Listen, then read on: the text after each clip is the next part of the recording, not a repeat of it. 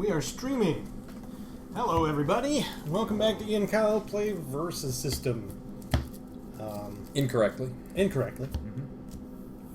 Sorry I didn't upload last week's stream. I've been very busy. I will probably get to that this weekend, on Sunday maybe. So it'll be a double dose of Kyle and Ian for our YouTube viewers this week. Yeah. That's going to be, I think, you might have to space them out a little bit. Make sure you don't post them too quickly to give our fans heart attacks. True.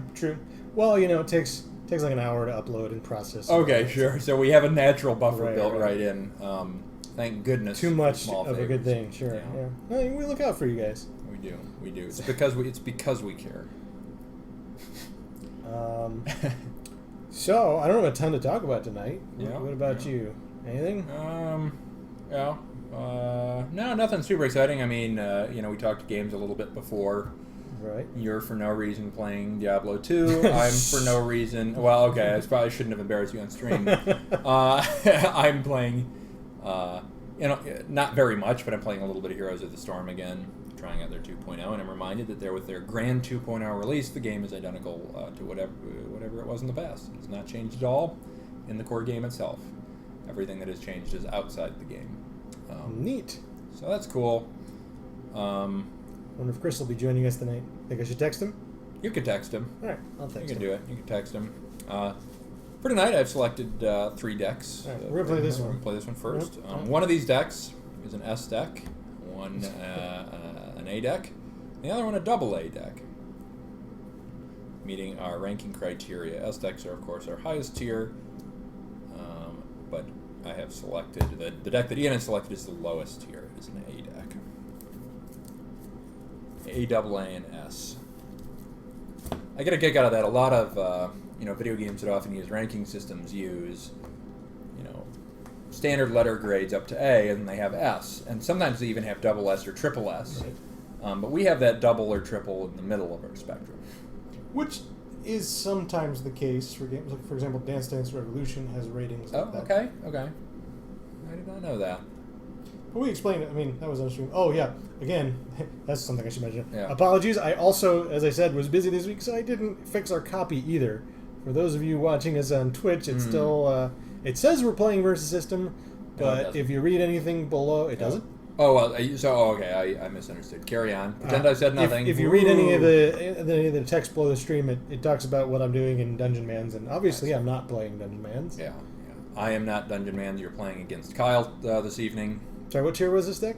It was A. Okay, I shall roll an A deck. Roll that A deck. The A deck I have rolled is number 6. Number 6.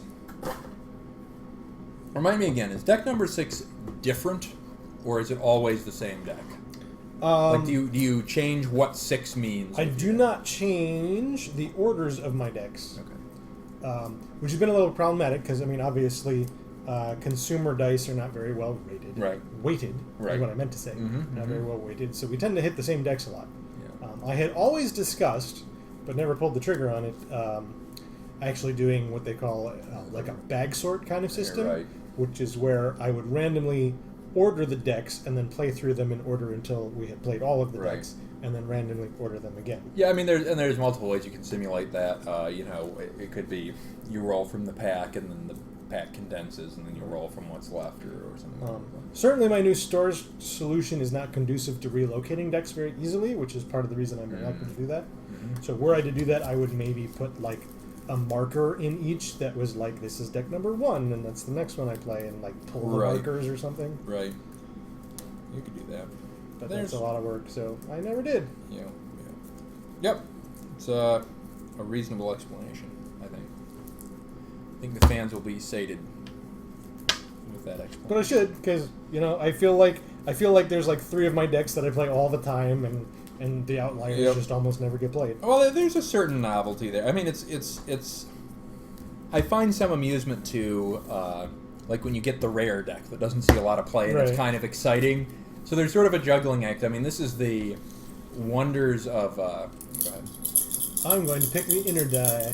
Inner die. I had wondered. We were talking about how randomness of dice and stuff, and how this die combo kind of doesn't roll very well. or interesting, or at least if one die starts winning, it consistently wins. Yeah, but I wonder if it doesn't make sense. Well, here's what I was about to say. I lost with the inner die. I wonder if there's not enough space within the die, the outer die, for the inner die to meaningfully roll around and be random. It's possible, but even were that to be so, you would imagine that it would always be more or less a 50-50 that one die would win versus the other, right? Because even if the inner die never rotated, right, you're still looking at... I suppose that's true. Right, effectively. Right, so half the faces will beat the other half of the faces. Correct. And what I was going to say is, in terms of your deck selection, I will go odds. In terms of your deck selection process, what you really need is that. You need like a controlled random, right? Where we have our rare decks, but they're still guaranteed to come up sometimes. And I don't really know how we facilitate that. That's where it starts getting it's terrible. Really intricate in terms of how we can handle selection and matchups. And it starts really, quite frankly, just not being worth it. That is less atrocious, so we're gonna keep the second one. Mostly because I have to, but also because I can. Well, I mean, the bag sort is one way to do even a bad random in a more predictable way. Yeah. I could write a script for our Google Docs to choose one. Yeah, that's true. You are an engineer, software engineer. But I am, I'm too lazy to do the manual solution, so I'm not sure that's going to do anything. That's fair. I'm going to recruit Dagger. She can be discarded to my hand to search for a card named Midnight Sun's Reveal and put it into my hand. I can also activate her to put her back in my hand. What was the first thing you said just then? I may discard her to search for a card named... You may named... discard, okay. Yeah. So I can discard I think you her. said she may discard her. She can also discard her. No, that's it. Then you said into my hand. And then into my hand, her hand. Discard her into something. Your hand. Yeah, it's... I'm going to recruit Ra's al Ghul. Ra's al Ghul says, I may discard a future foe's character rather than pay Ra's al Ghul's recruit cost. I may also return Ra's al Ghul to owner's hand unless an opponent discards a card. Target character loses reinforcement and cannot have reinforcement this turn. It uses only once per turn and only during the combat phase. It actually doesn't say once per turn because it's built into the ability. It sure is. But it's true. I mean, it's technically true. You can add those words and it's no less true. That is so. I'm going to attack you for 1. What do you do? Why would you take even a moment to contemplate this? This is absurdity. Well, I'm going to take 1. Okay, that's you damn right. I'm thinking whether or not I want to follow up with it. Sure. I will follow up by getting life dice. I think I will. I think I'm going to attack you for 1 as well. I will take the 1. I am at 48. You are not at 40. You're at 49. You are at 48. I am at 49. Yeah. Put her in your hand. Put her in your hand. Put her in my hand. Oh my goodness. My draw is strange. I can never get this deck to draw right. It does really cool things if I draw well early, and it never draws well early. I hear you. It is your initiative, however. Is it? It sure is. Is it? So if you had a character, you should recruit it. I'm going to recruit Harley Quinn. Harley Quinn's power is discard Harley Quinn from your hand, stuff. Yeah. That's what you do with the ladies. You activate. Target Arkham Inmates defender you control has reinforcement this attack. Fancy. It's fancy. I'd say it's fancy. It's a fancy thing. Fancy hat she has. Are you formed? Yeah. As am I.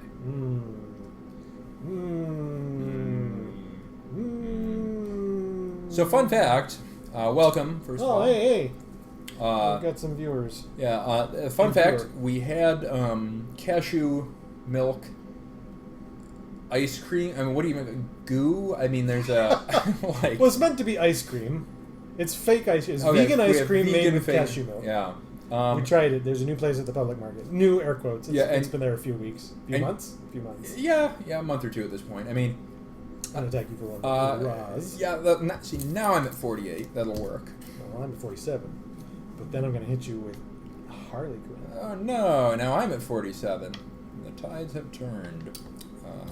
It was weird. It was not bad. Well, Kyle didn't like it. I ended up going with I didn't like it. That was my final verdict. I accepted mine. You did. You did. You did accept. Yeah, I tried a sample. Almost didn't have any. I don't have a 3-drop. Oh boy. Well, I haven't even drawn my cards yet. So. Surprise! Surprise. Well, maybe I am going to get to do cool things, but You probably might. not. I'm giving you a chance. No. I'm going to recruit the Riddler. The Riddler. No, 3-drop. Okay, I'm going to put the Riddler here. Oh, that's annoying. Here. That's also The Riddler says, activate, discard an Arkham Inmates, discard an Arkham. Discard an Arkham Inmates character card from your hand, target opponent chooses and discards a card from his hand. If the cost of that opponent's discarded card is not equal to the cost of the card you discarded, he discards an additional card. Boy, that's gonna suck. Um, I mean, I got some crap cards in my hand, but I'd rather keep them to get rid of for your other powers. Interesting. But I know what number. I'm gonna predict. Well, I may use the power only during the recovery. That's fair. I'm still going to predict, as though you were going to do that. Okay. Well, it is my initiative. Your initiative. Are you yeah. formed? Yeah. I mean, I guess I'll attack Harlequin. All right. Take I'll take one. Yeah, I'll take. I'll also take one. 46. Still a tied game. Yeah. Still a tied game. Totally tied. So tied right now. I'm going to attack you with the Riddler. I was not prepared for that. I know you were not prepared for that. Well, in that case, I called this wrong. I was planning on you not being prepared for that. Yeah. I will take 2 damage from that. Hey, Casey, is Chris playing Final Fantasy? Totally playing it. And then, during the recovery phase, I'm going to exhaust Razam Uh-huh. in order to play Museum Heist. Play Museum Heist only during the recovery phase. Exhaust a ready character control. If you do, draw 2 cards unless target opponent discards a card from his hand. I had some issues with that. So but you I get 2. Or you lose 1. Interesting. I will discard a card. I do not want you to get 2 cards. Fair enough. And you did that during the recovery phase. Yep. Well, we're going to keep Dagger around for now. This draw is very, very odd. Hey, there's something that's much, much more useful. I don't know why I put that in my row. That's stupid.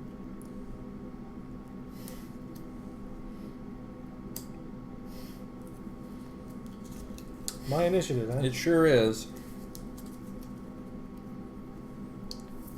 I think that I am going to recruit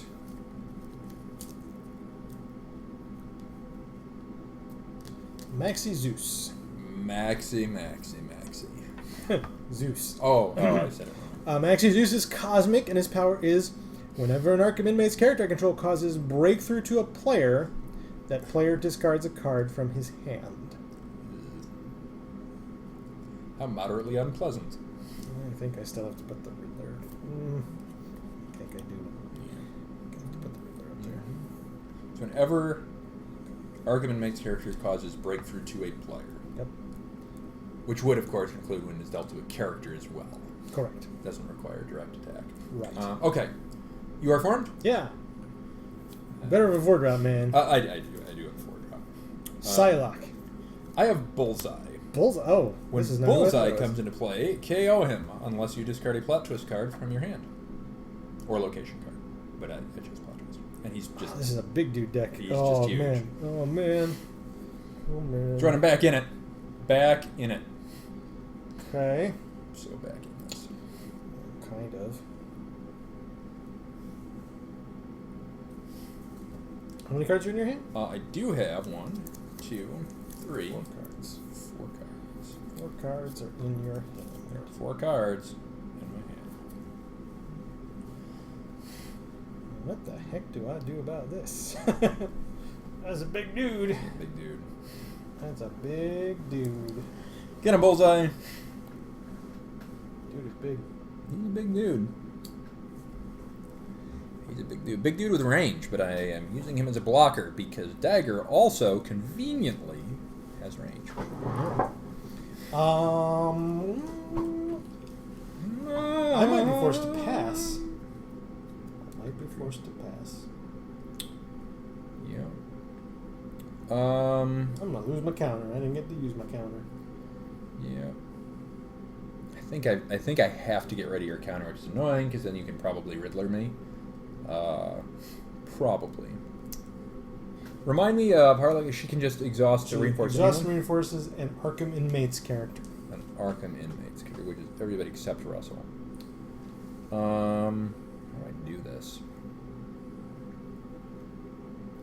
I think the correct play is to attack Harlequin with dagger.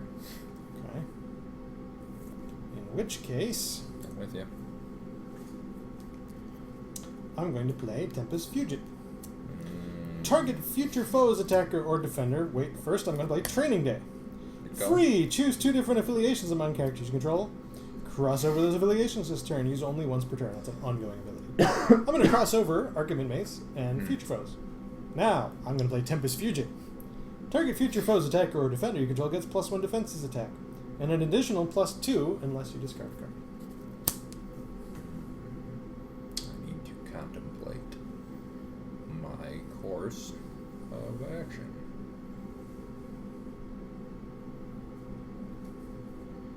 Fizzling isn't necessarily catastrophic. You might be able to get me, though, with a team attack. 1 or 2, so your defense is 4. At post, yes. Hey, Chris is here. Welcome, good friend. Oh, Twitch, yeah. I have that problem with your stream too, Chris. I'm going to play Crime and Punishment. Yes. Crime and Punishment says... so first of all, I'll allow that to resolve. Yeah, okay. So you get less defense. I am 5 defense. And also from Boston. 4 defense. 4 defense and from Boston. Target Marvel Knights attacker you control gets +4 attack this attack. Or target attacker you control gets +4 attack this attack, and characters you control cannot attack this turn. We'll do the first one since she is Marvel Knights. So you got a bunch of attack? Yes, my deck is +4, so it is 5. Okay. I will reinforce her. Yeah, that's something you can do. I'll take 1. Yep, I am stunned. I will also Not take going well for our hero. That's me. Oh, yeah. This is fair. It is you. I'm going to pass. So now, do I get rid of the counter, which is the longer-term threat, or do I get rid of Riddler, who is the immediate threat? How many cards are in your hand? 3. I'm starting to get thin on your end, so using Riddler is a little costly for you. You're a little costly for me. If I do it right. Oh, yeah.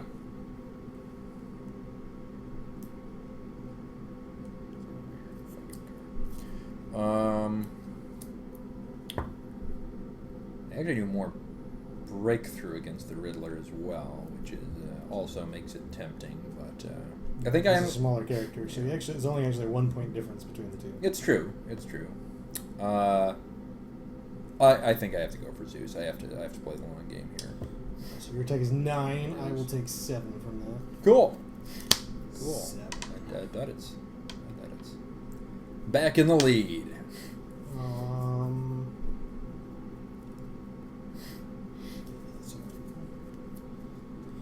All right. Well, I will pass. Alrighty. And during the recovery phase, I'm going to use Riddler's power. I'm going to discard Mordru. Discard a card or 2 cards if your card does not cost 6. We'll discard Luke Cage. He's 6-drop.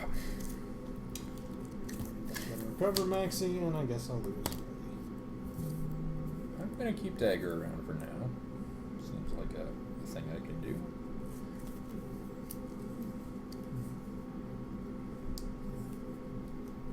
Well, I'm having issues. Yeah. Mm-hmm. That's interesting.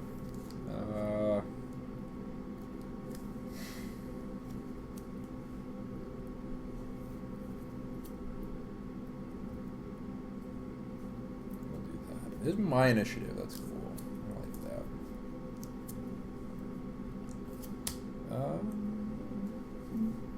What is Ian going to do? What is Ian going to do? Kyle's going to recruit Elektra. He's Crimelords. She has loyalty, but I can also only recruit her if I control a Marvel Knights character. She is concealed, and has a boost that I'm not paying. It is gigantic. Oh, I made a terrible misplay last turn. Oh well. Interesting. I have no idea what that is. But I'm still playing Elektra. I assume we're far enough past it that it's not. Yeah. It was an early play that I completely didn't see. Fair enough. So yeah, I'll even move Elektra more on stream. And that's going to be my formation. Boy, this could suck.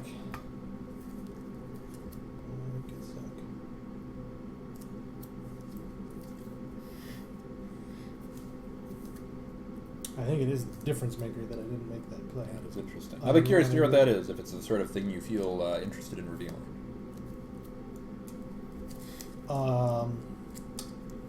Had I was running the math as though you had the same number of cards in your hand as I, but I could have returned Raz to my hand and got flight, which would have taken a dagger off the table. Yeah.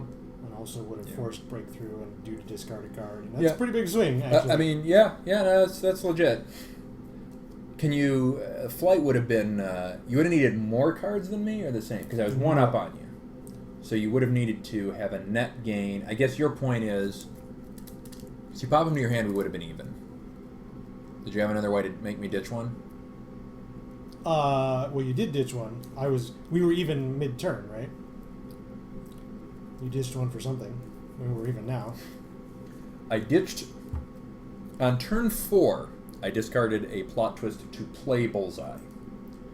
But because I missed a recruit, 2 recruits, actually, I have been up on you by a couple of cards. I felt like we were... when I asked you how many cards in hand you had last turn, you had the number I had. So 1 card would have got it. I don't remember the exact circumstance. I only have... I guess we'll have to figure it out on the replay. I have 3 cards You had now. 4 cards, and I also had 4 cards at the time that I asked. How many cards do you have now? 3. But I played resource already. I did play resource. I do have 3. Yeah. But I have recruited. I may have played something from my hand unnecessarily, too. That is possible. Oh, you did play Tempest +1 defense from your hand. From my hand. That was from your hand. And I should have instead. I see. If you had not done that. I needed him in play to do the team up. But I do the team up, I return him to my hand, and you don't... Yeah, if you hadn't played Tempest, that would have been... Right. Okay, I'm with you. It was a doable thing, but it was a multiple part. It wasn't just because I had initiative. Yeah. So then I attack with Max's Zeus against Dagger. Right. I do you 5 if you don't reinforce, and you discard a card. And, No, that definitely would have done some stuff. A lot better. I don't have a drop.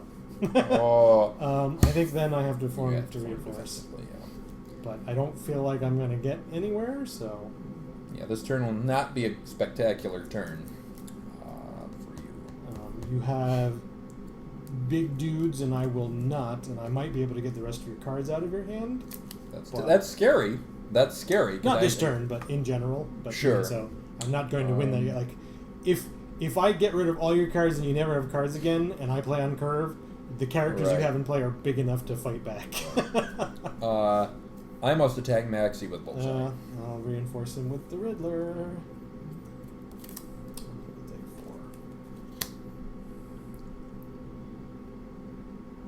4. That's pass. I gotta hit Riddler with Elektra for a gajillion. It's 14. Sure is a gajillion. I will take 13 from that. Sorry you did not have a 5-drop. Me too. Very sorry. That would have been useful. I'm going to play Goodnight, Sweet Prince. Play only if you control a Crimelords character. Target hidden character's controller moves that character to his visible area. That character cannot gain reinforcement this turn. I'm much more interested in the moving of your character to your visible area. Oh, okay.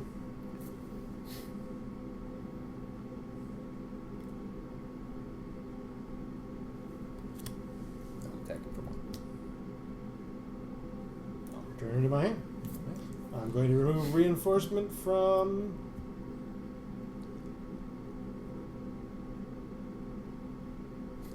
Dagger, unless you discard a card. Out loud.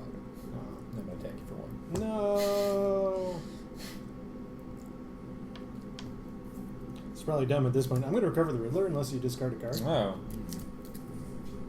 Oh. Boy, that's actually tough. Riddler's less useful now because you're a little bit behind on characters, so I think I'm gonna allow it. I don't usually do that. You almost never allow the recovery, but you've got me antsy.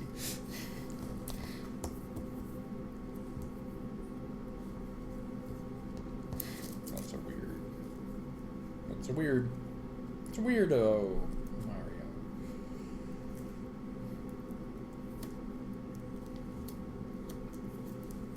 So that was your attack stint, though, right?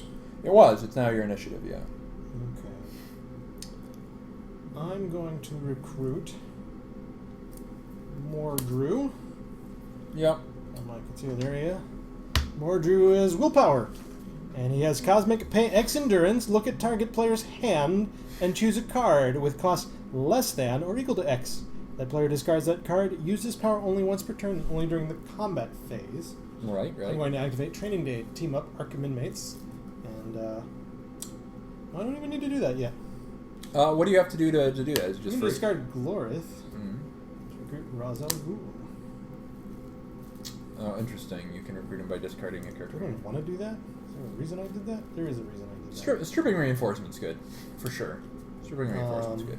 Like, I moved Invisible expecting you to pop him because I didn't want him on the table. Right. So at least I cost you a card to do it. Mm-hmm. So I still think it was the right plan on my part, but it's definitely annoying to know that he's back out there again. I think that's basically what I gotta do. All right, so you are formed. Yeah. I am going to recruit Luke Cage. And another one I am. Luke Cage has the team affiliations of each other character you control, and is gigantic. It's pretty gigantic. No range on him. Right. And I will form like thus.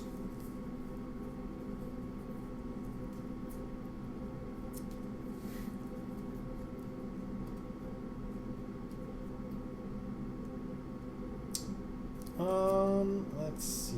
Well, the first thing I'm going to do is I'm going to play Riddle Me This, which I may do only during my attack step. Exhaust a ready Arkham Inmates character you control. And now I must do the team. Mm-hmm. If you do, target player reveals 2 cards from his hand. Choose one, and that player discards it.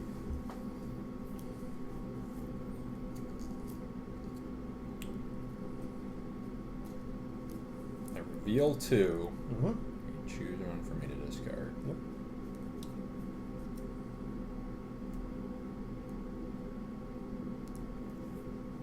That's a weird. That is a very odd choice. I'm gonna reveal Stick, a 3-drop, and Iron Fist. Okay, you're going to discard Stick. Then I'm going to pay 2 Endurance, and you're going to discard the 2-drop. Oh, clever, just to burn down my cards. It's good. Then, while an opponent has fewer cards in hand than I do, defenders I control. No, defenders you control. Get -1 defense, and future foes characters I control have flight. Yep. Are there any characters on my board at the moment that you are not clear on what they can do? No. Okay. They're all just big, right? Except for More or less. Dagger. What can a Dagger do? Dagger has 2 powers. I may discard her from my hand to search for a card, and I may activate her to return her to my hand. Just bringing that Good up. to know. No, that's important. Yep, Yeah, it is. That's the one I asked for. Wasn't gonna give you, was gonna make you Lost ask. to my hand. Yep. And remove reinforcement from Bullseye. That's okay. That's fine. I don't care about him. He's a jerk.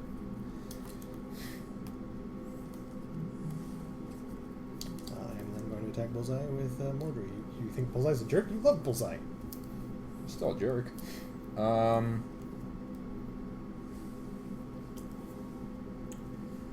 Yep, so I can't reinforce him. That's fine.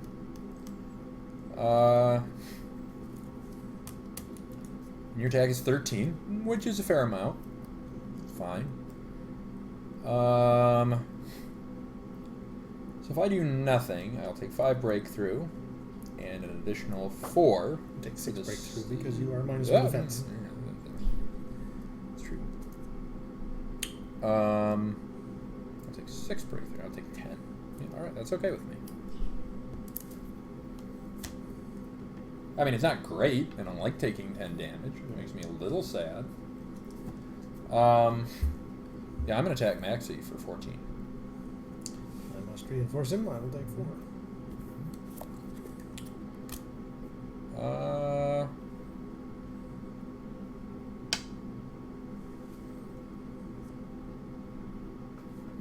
Attack Mordru for 14.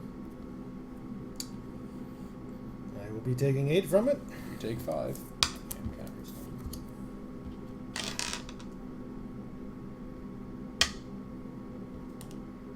Anything else? I am. I don't believe so, but let me confirm. I'm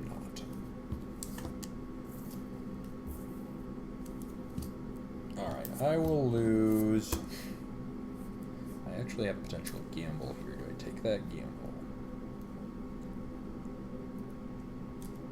I'm going to lose Elektra.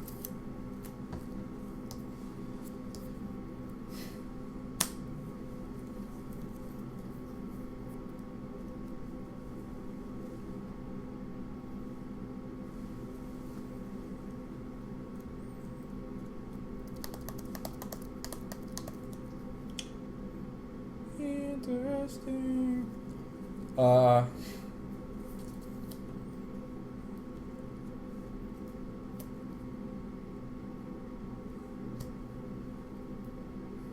Six.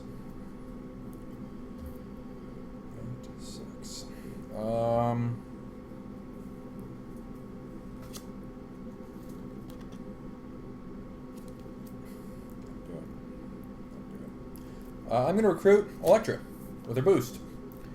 We already know that she's big and has dual loyalty. Her boost says when Elektra comes into play, she gets +3 attack and cannot be stunned while attacking this turn. Oh, that's a really good power. It's a good boost. It's a really good power. Give my power better than my power, which is kind of sad. I am formed.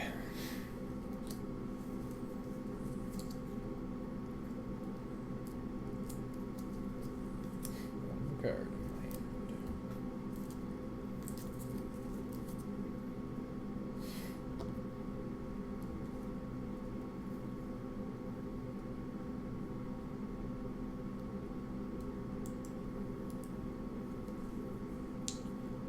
Don't think I can do anything. That's sad. Though I missed some of the early stuff, one of our age-old adages, which our stream viewers are probably sick of hearing, is that it's better to miss early drops than later drops. It's not true in every deck, but it's true in most decks. Yeah. And I missed the early drops, but you missed 5. 5 is a bad one. Going to kill. Well, I'll make it as close as I can. Sure. So I'm going to recruit Shrinking Violet. Yeah, she's no joke. Emerald Empress. While an opponent has no cards in hand, she gets +4 attack and has flight. Legit. And I can discard a card named Emerald Eye, and target player discards a card. I may use that power only during the combat phase. Only during the combat phase. And I think the right play is still to discard Mordru to recruit Buzz again. Huh. You guys are jerk. Keep showing up. Yeah. Yep. Is that your formation? Yeah, it's gotta be. He's gonna go down like last turn, which was not a winner for me. Yeah. I do have to think about how to do this, though. You have a lot of attack on the board. And I do, too. But you probably have... I mean, you have a legit 7-drop, which does mean you have a bigger wall. So... I can do that. How useful is that? If I do that, you'll do that, and I'll do that.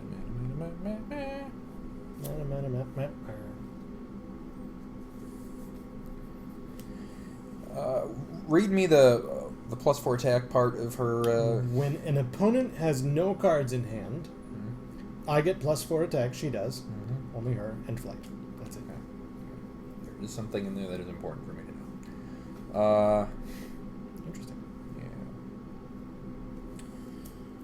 May or may not have consequence, but there was a detail there I was interested in. That's fine.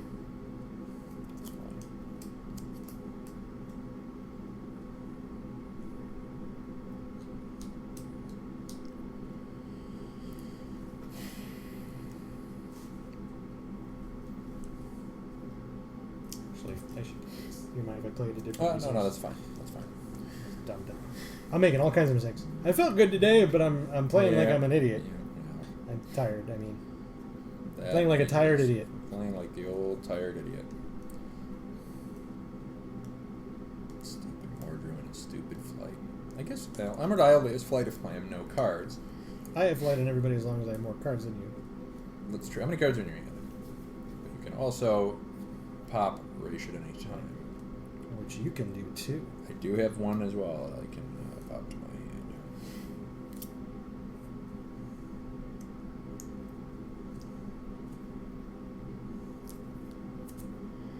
Thought for a long time about whether or not I wanted to play their resource. Eventually decided it was the right choice. And it might have been the wrong choice. Well, that's a pretty good choice.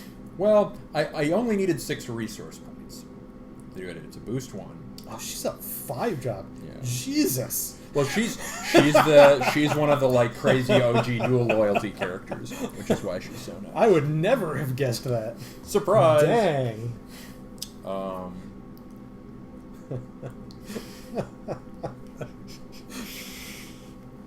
I think the right play. What was the resource for?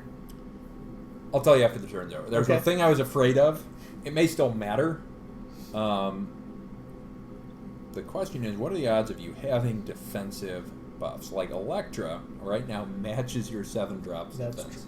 That's pretty thin, though. I know you have a card that gets you at least... at least 1. And if you have a way of forcing this card... Did your lights just make a sound? Yeah, something made a sound. Lights aren't supposed to make a sound. It's fine. It could only be the prelude to a fire. If we all die tonight on stream, it'll be dramatic. I'll need one of the viewers to upload it to YouTube. I think in the interest of alacrity, I'm going to rely on the fact that I have a significant life advantage and just swing it Emerald Emrys. The good old Emerald Emrys with a team attack. Okay. We're going to play it the safe way. No, that's reasonable, and I go for Luke Cage. Yes. But she's stunned, and I take... I'm actually going to try to stop that stun by doing 2 things. Wow. We might ask for a rules call here. This will be interesting. So I'm going to play this card. It's worded in a fascinating way. Well, you know I can redirect the stun, too. You can? Yeah. If you play a bunch of shit and I can't stun Luke Cage, I can attempt to stun... Oh, yes, that's correct. It saves me some damage, and I like Cage as a wall. So that's certainly true. So target attacker, this card is one of the weirdest cards in the whole game as far as I'm concerned. No rest for the wicked. Target attacker gets +3 defenses attack. I can't even hold my cards. Oh, I apologize. First I came up. Okay. Which is play Midnight Suns only if you control a Marvel Knights character. Choose a team affiliation. Marvel Knights characters are teamed up and vice versa. Target attacker gets +3 defenses attack. If that character is the Crimelords affiliation, it gets an additional +3 defenses attack while protected, and an additional +3 defenses attack while attacking a character of higher cost. That's ridiculous. That's up to 9 defense? Up to 9. It has to meet 3 conditions. But here's the question. The way it's worded, I feel there is some ambiguity in those second clauses. It says an additional +3 defense while protected, and an additional +3 defense while attacking a character with higher cost. Is that all or nothing? I guess they wouldn't have worded it separately. No. They would have said +6 if it meets both these criteria. It's got to be 3 or 3. +6 defense. Correct. He's not protected, but I get the other 2. So he's a 17 defense. But I will get the stun if I make you discard the card. Which is what I was asking about if it was only on attack, if you got the attack benefit. No, it's always. I think it's always. It is. You when I asked you to read it, that's what I was listening for. Was whether or not it was all the time or specifically. Which means I guess I pop Russell and target Bullseye? Yeah, that's a fair choice. See if you discard. I will choose to... That's interesting. If you do that and do not redirect the stun, then Bullseye will still be a target. But if you do redirect the stun to Bullseye to get the stun, then Bullseye won't be there. So I will choose no.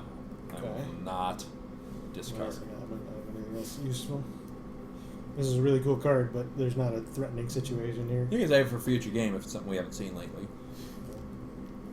I don't think I can force the discard. Boy, I wish I had an Emerald Eye. I assume I have to play like you do. Yeah. I have to play like you do. +6, but then my attack's only 15, so do I got a stun Bullseye? Is that the right thing to do? Or do you swing through against him? I can get your 5-drop, Jesus, your 6-drop Luke Cage with Mordru, but I'm counterstun. So he's still my target. Yep. So I don't stun Luke Cage. I think that's the correct play. Yeah, you attempt to stun Luke Cage and Yeah. do not. Because dagger I can pop. Yep. But you are stunned. So I will take 7. Yeah. So I'm at -1. Yeah. And I attack Bullseye. Yeah, that's the right choice. You've stripped reinforcement successfully, so that is going to work. I'm just going to review my... I keep reading this card wrong. It's very funny. It hasn't mattered, but it really will matter some game if I do not really carefully look at this dang thing. That is going to work. You have more cards than me. You have 2. I have 2 cards. So I take Minus 10 1 again defense, from that. That's a big swing. Big swing. 10. 18. Well, you can stop the breakthrough, but unstunnable Elektra hits more. Well, I tried to catch up a little. It wasn't that bad. Yeah, you closed the gap a bit, for sure. I couldn't If I stop made the big right swing. play on 5, Yeah. it would have been super that different. probably would have been a different game. Yeah. Absolutely. That's too bad. Oh, Well, and you missed 5, so it was you were in a hole. I was all sorts of wheeling from that situation. Well, especially against a deck that's I was designed like 4. to sort It was of 4 when I needed to make the right play. right. In a deck that's designed to outstat you, basically, Right.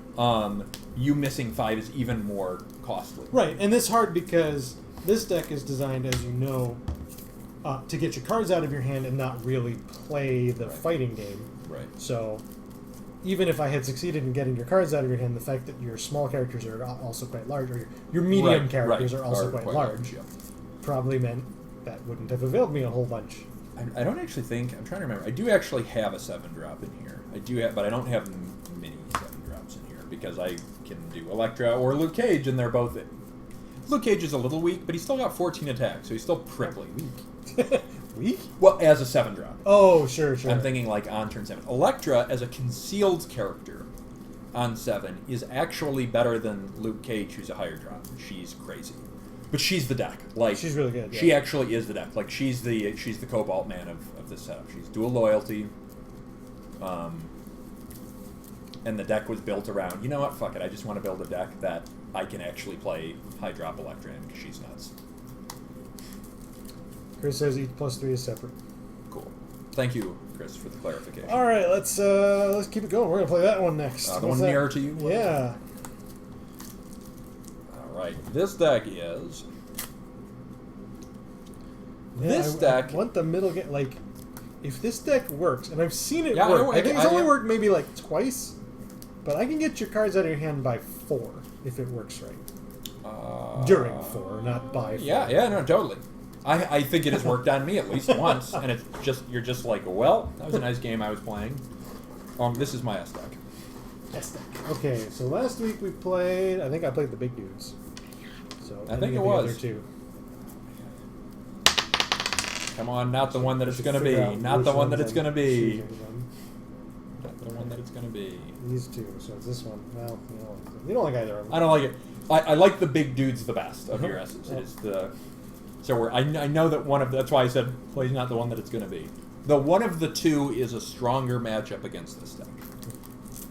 So I'm hoping it is not the one that is the stronger matchup, because I want a good game out of it. And in S deck land, more is possible, but... Well, I can always go get the outsiders. Oh...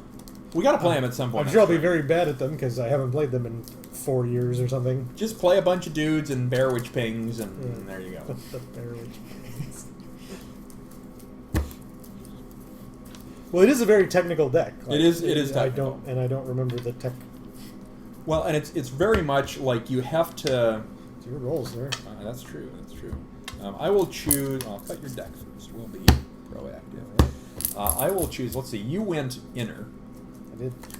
I'm going to go inner and to win. In to win. I did. You did win. 6 to 1. A crushing victory for the die. I will go. I don't even. I have no clue what this deck goes. I should have looked beforehand. I don't think I can keep this, and it's kind of good. One of those. I will go. There's that one. That's interesting. I'm gonna go odds. Well, that and that are important, and otherwise this is a disaster. Good times. Oh my word. That is not appropriate. This is in my mind like this is almost like the worst draw I could imagine. I'm going to ditch this, and it's awful. It's awful that I need to ditch that. It's not going great over here, so don't sweat it too much. I admit that this makeup draw makes me feel a little bit more hopeful that my draw will not be horrible. That it will be an okay draw. This less so. This ain't happening right here. Oh, I'm gonna get to do one of the things. Oh, it's so good. I might not get to do it. So I went odds, and that is Mr. Terrific. Mr. Terrific is concealed optional. I'm gonna make him concealed. This is of the Chris special. Interesting. Mr. Terrific is exhausted characters I control get +1/+1 while in combat with a character of greater cost. Is this the deck? Well, they're both kind of terrible matchups for that deck. Atomic Skull is worse. I don't remember the original. I mean, it's different than the original balance. It is different, so it is better equipped to deal with Atomic Skull, but Atomic Skull is the worst threat, for sure. I've got Lana Lang. I can discard a Team Superman character card from my hand rather than play Lana Lang's cost. I may also exhaust a non-defending Team Superman character I control, and target defender I control has reinforcement this attack. Right. How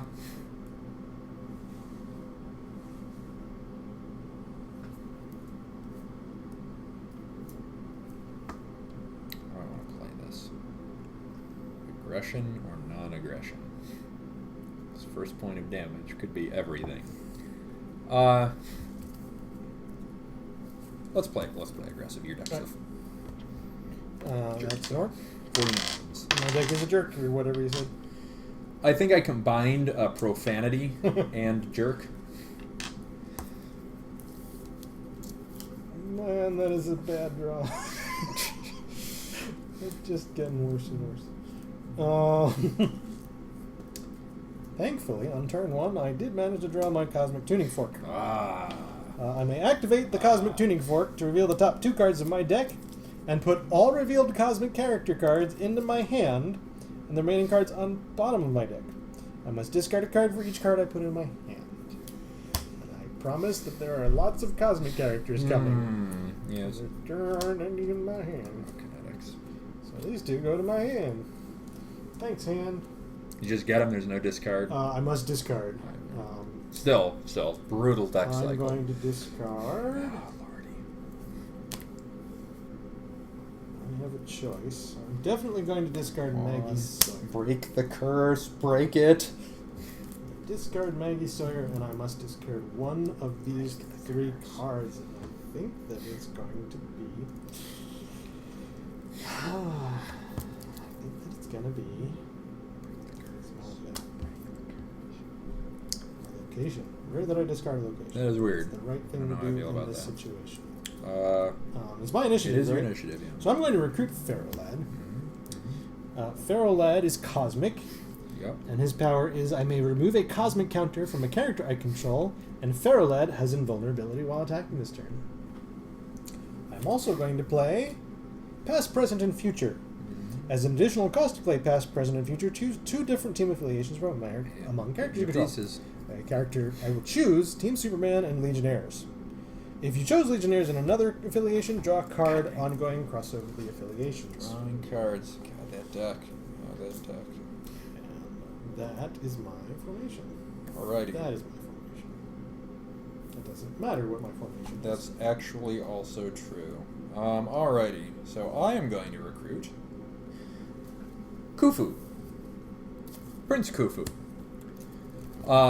Prince Khufu has Vengeance. Whenever Prince Khufu becomes stunned, I may KO him. If I do, search my deck for a card that shares a name or identity with Prince Khufu.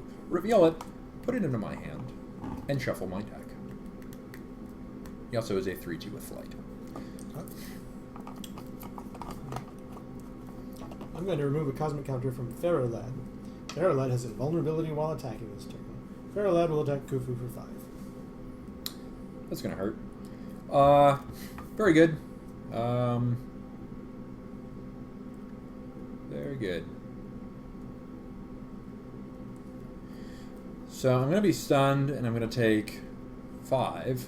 The question is, do I KO Khufu or not? KO Khufu, you can stun Mr. Terrific. I have contemplated. Contemplated throwing your cards all over the table? I sure have. I sure have. What'd you come up with? Just throw your cards all over the table? I should do that. Yeah, alright. We'll KO Khufu. I'll search for someone who shares a name or identity with him. Shuffle this cursed deck.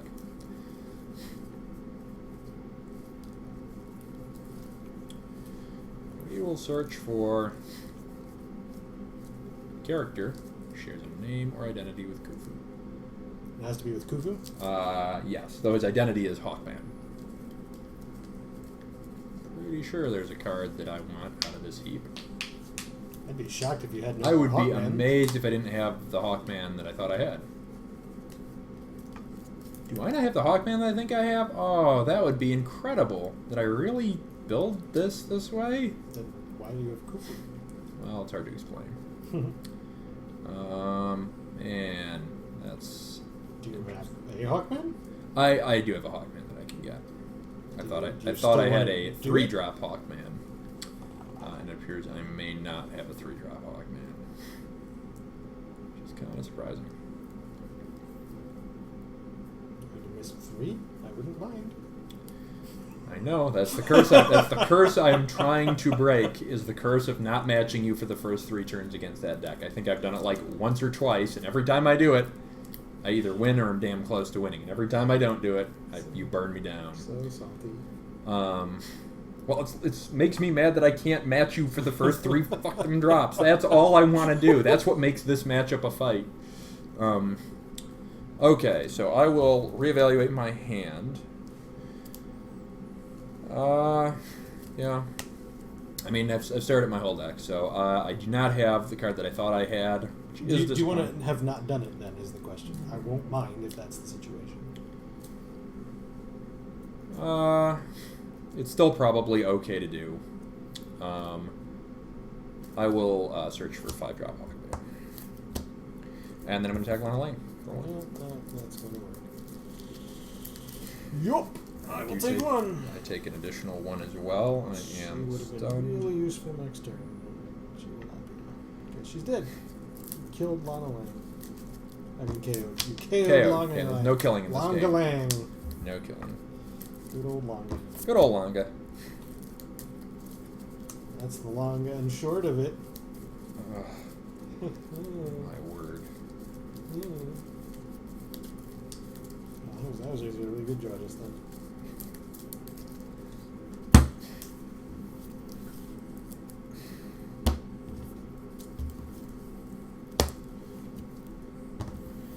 Thank you. Let's see what we got. We got this card here. We got this card. We're right here.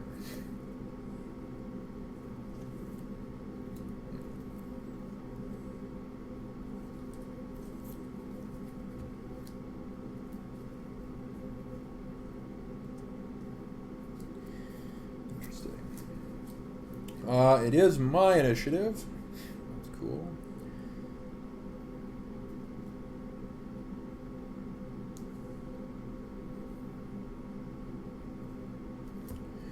Okay. Well, that ain't spectacular, but I'm going to recruit Prince Khufu. Not terrible. It's not a disaster. It's not what I want. I'm going to team up again. The same team up. Sure. So that I can get to draw this card. Get him, Prince Khufu.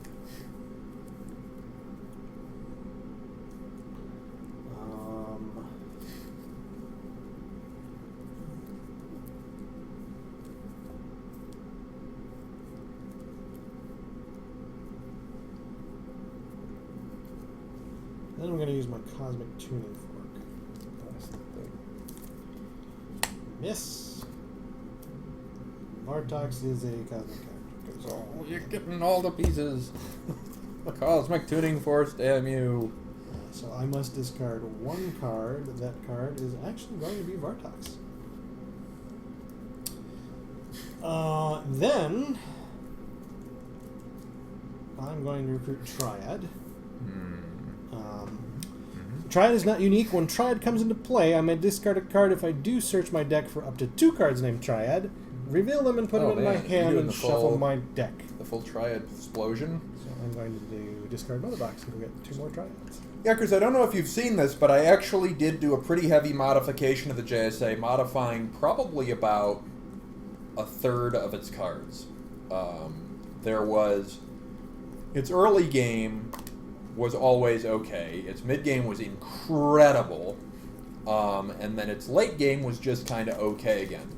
And you always hated that middle game, and reasonably so. The middle game, though less so in the way you're playing right now. You're like, you're counterplaying the deck to kind of prevent Mr. Terrific from being as terrific as I wish he was. Yeah, I am. Well, yeah. I mean, like, I am stronger attacking up, right? Oh, yeah, yeah. Well, that's why I said this is a bad matchup, because this deck is got large weenies like your deck does, so yeah, it's going to be tricky yeah. for you to attack up. No, it's definitely true. But the other deck just stuns weenies, so yeah, this is still the preference, I think.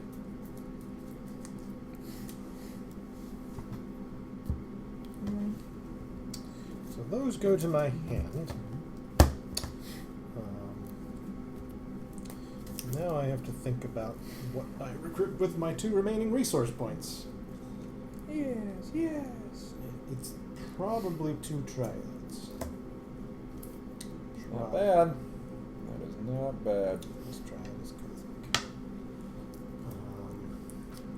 There is an alternative. It's a tempting alternative. I don't like it. I don't like that you have a tempting alternative. And that is to recruit just a single Triad and a Mother Box. Oh, I think that's what I'm going to do. Interesting. Where do I want to put a Mother Box? Where do I put this Mother Box? It's a fine question. So Triad is Cosmic. Yep. The Mother Box's power is I may remove a Cosmic counter from a character I control to gain 3 endurance. It also has the power I may pay 3 endurance to put a Cosmic counter on target character with Cosmic I control, but that I may only do once per turn. Yeah. It's almost tempting to put it on Ferrolad in this situation. I think that's right. I think I put it on Ferrolad. Yeah, it's not bad. Not bad.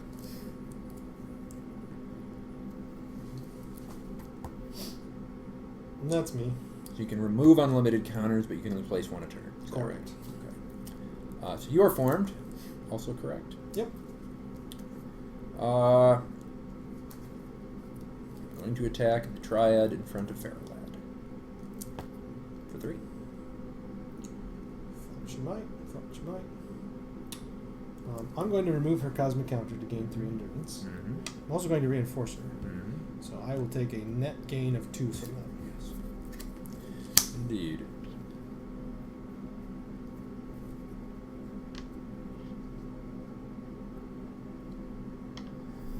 Indeed you will. I'm going to pass. Yep. Thought you might. I will attack your remaining Triad with Mr. Terrific. Technically, Mr. Terrific is his identity. I should say Terry Sloan. Mm-hmm. Terry Sloan, also known as Mr. Terrific. So this is an interesting situation. I know you can power up. You do know I can. I power do. up. I'm aware of that. I could, but it would cost me a Triad. It sure would. So here's what I'm going to do.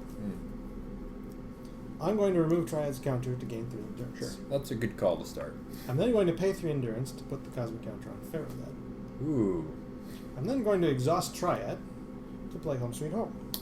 To play, exhaust Team Superman character control, recover target stun character control at the start of the recovery phase this turn. Then I'll take 1. Yeah. I will also take 1. Playing your technical deck very technically. Yeah, sometimes you gotta. Yeah. It started with a really bad hand. It's kind of making up for it, though. Yep. Yeah, it's interesting. I mean, one of the things that makes that deck so good is it's got some of the most powerful deck correction out there. That's actually one of the things that makes my Spider Friends deck so good, too, is if I get the Empire State U, it's like look at 2 cards and get 1. And that one's look at 2 cards, probably get 1, maybe get 2. Right. And that is very, very powerful, for sure.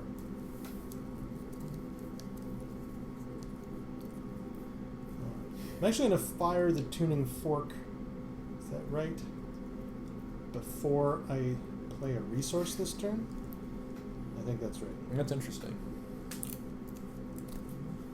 I revealed 2 of nothing. Fizzle.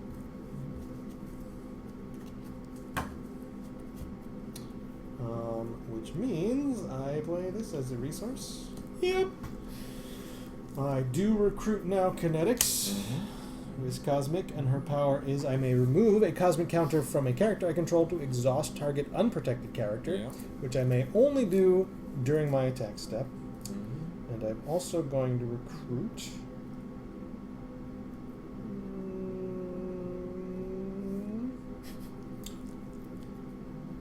Kid Quantum. Kid Quantum is Cosmic Surge.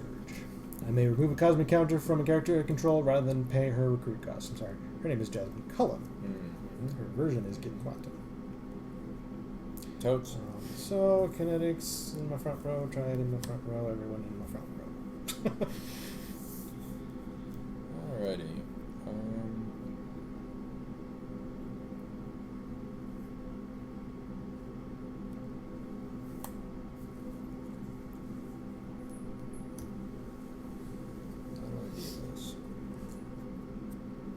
Gotta be that.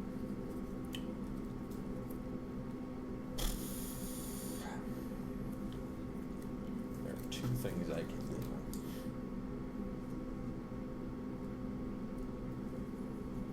I have odds.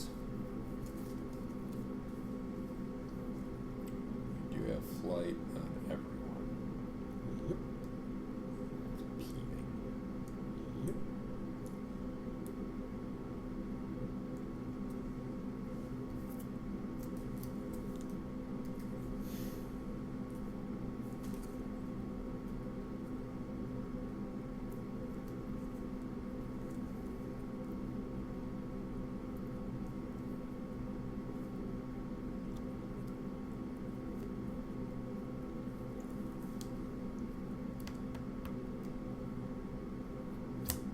I'll recruit Qatar Hall.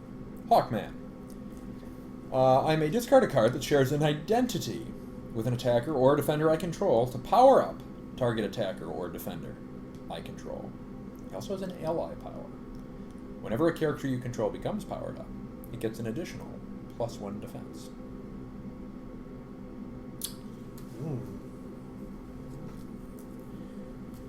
I need to think about my formation for just a second. You can flight on everyone. Depending on whether or not you want to play the long game or the short game. If you want to play the short game, you're more likely to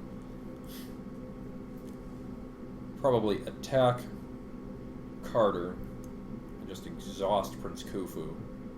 Maybe even exhaust Terry Sloan and pummel through. If you want to play the long game, you attack Khufu in the front and exhaust Hall in the back and just build up counters. I think either way, this is my formation.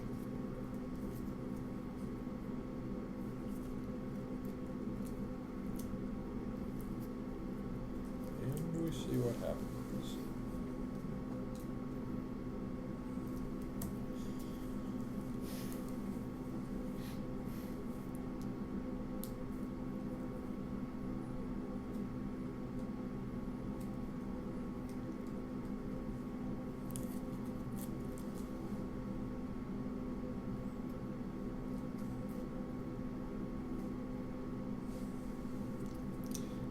Love it.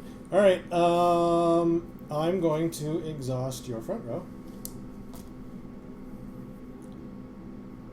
Is that what I want to do? No worries. No, it's the right thing to do. That's silly. And then I'm going to team attack your back dude with everyone except my Cosmic Surge character.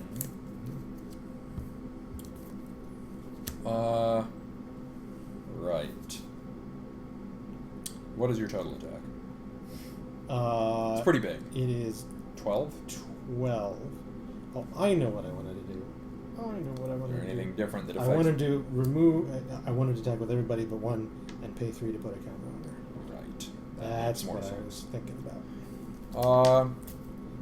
Yeah, it's going to work. I will stun your 3-drop. Okay, so I will take 3. I'm down to 38. I must pass. I'm also going to pass. Is that right? Yeah, probably. Probably play the long game, get the counters. Yep. I have initiative. Oh boy. Interesting. Huh. I haven't seen you in a while. I'm gonna use my tuning fork before the resource again, and it's a double whiff again. Wow. Did you have a double whiff last time? I did. Wow, I did not realize that. That is remarkable. Still so good. It is my initiative. Are you ready for me to do any recruiting? Yeah, go ahead. Okay, so I am going to recruit Carter Hall, Hawkman. Carter Hall, Hawkman, has... Carter Hall gets +1/+1 for each exhausted, non-stunned, non-army character I control. There's something else I can do, and I also need to think about my formation, so bear with me one moment here. I'm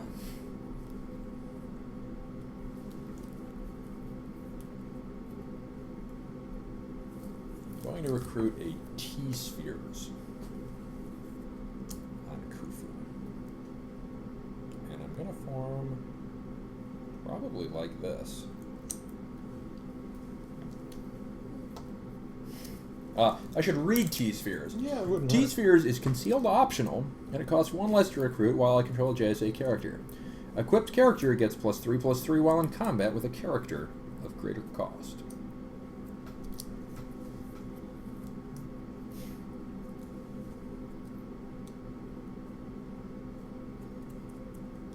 There's one other thing I can do. Bear with me 1 second here. Sorry.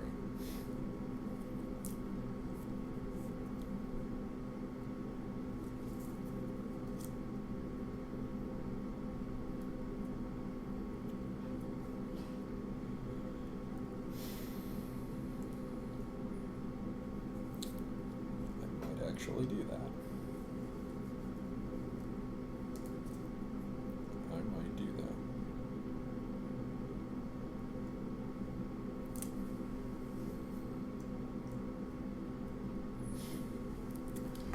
I'm going to recruit the Amulet of Naboo onto Carter Hall, Hawkman. You have part of the artifacts of Naboo on? It's about to get real interesting. Oh no, they're artifacts of fate. Correct. How They are they? a fate They're artifact. similar, right? They're the same. Yeah, I mean, I think they're all Naboo-y. Equipped character can be equipped with any number of fate artifacts. Equipped character gets +1/+1 for each fate artifact you control and has flight and range. I'll also give him the Cloak of Naboo. Holy crap! I can't believe you have those in a deck. This is really going to blow your absurd. mind. This is going to be Absurd. very consequential. Cloak of Naboo says, equipped character can be equipped with any number of fate artifacts. Equipped character gets +1 defense and cannot be the target of effects your opponent controls. Ooh, that's important. That is hella important. So he's really big right now. He is +1/+1 for each Naboo artifact I control, fate artifact. So he is +2/+2, plus an additional 1 defense, and you cannot target him. So he is a 10/10. Ooh, that's going to be Who hard gets to deal with. bigger with every exhausted character I have who is not It's gonna stunned. be very difficult to deal with. I need to. Your next turn, you're going to do horrible things if I don't cause some real damage this turn. So this must be it. Maybe. I mean, if you've got your pieces, you will. So I need to hope you don't have your pieces, but I need to assume you do have your pieces, and so this has to be my big turn for doing crazy shit. We'll see how it goes. Well, what I'll be recruiting is Vartox and Triad. Yep. Vartox power is Cosmic Free. Remove target defender as long as it's not Dr. Fate from this attack, and Vartox becomes the defender. Use only once per turn. And Triad is the same as the other two Triads. So now I have to really think about my formation, which I usually don't. That's annoying. I'm going to protect kinetics. Yeah. Probably going to protect.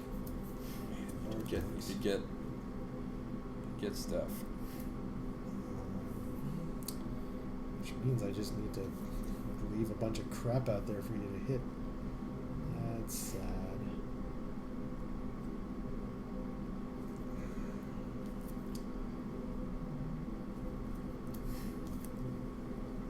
But I guess it's right. Okay.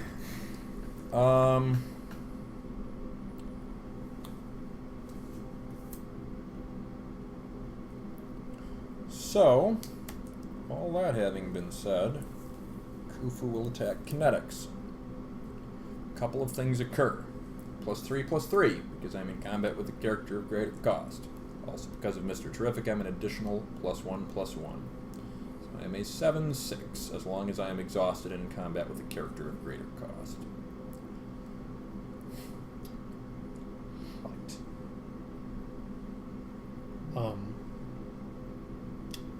A couple of things are going to happen on my end. I'm sure.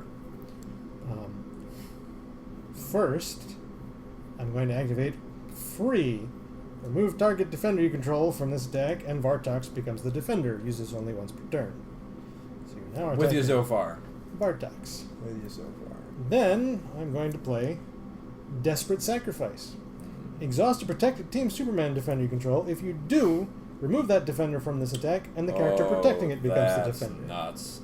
That's a good play. Oh my Now god, and Pharaoh Vartox is can the even do it again this turn. Oh, No, that's- I can only use that power once a turn. Oh, it's once. He has a limitation. Yes. Oh my god. Okay. So you are now attacking Pharaoh Lad. All right. So my stats I believe are you're not boosted as much or at all. At all.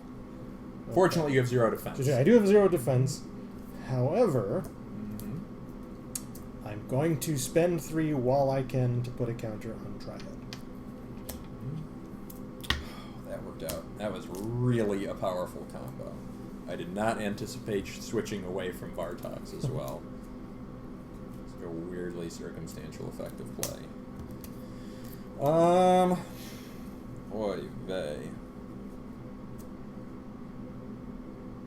I guess I'm dealing you breakthrough?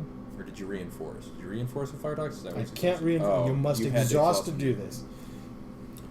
Still, it's not like you don't have the opportunity for a lot of life. Yeah, I mean, that'll work. Deal you 3, I take 2. Ooh, that was such a powerful double redirect. This really needed to be my turn. It's gonna 5, so I'll take 5 from that. Really needed to be my turn.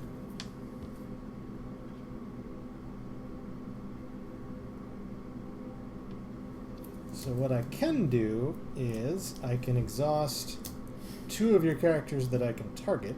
Though that both of those will make Carter Hall bigger by 1/1. Like so. Okay.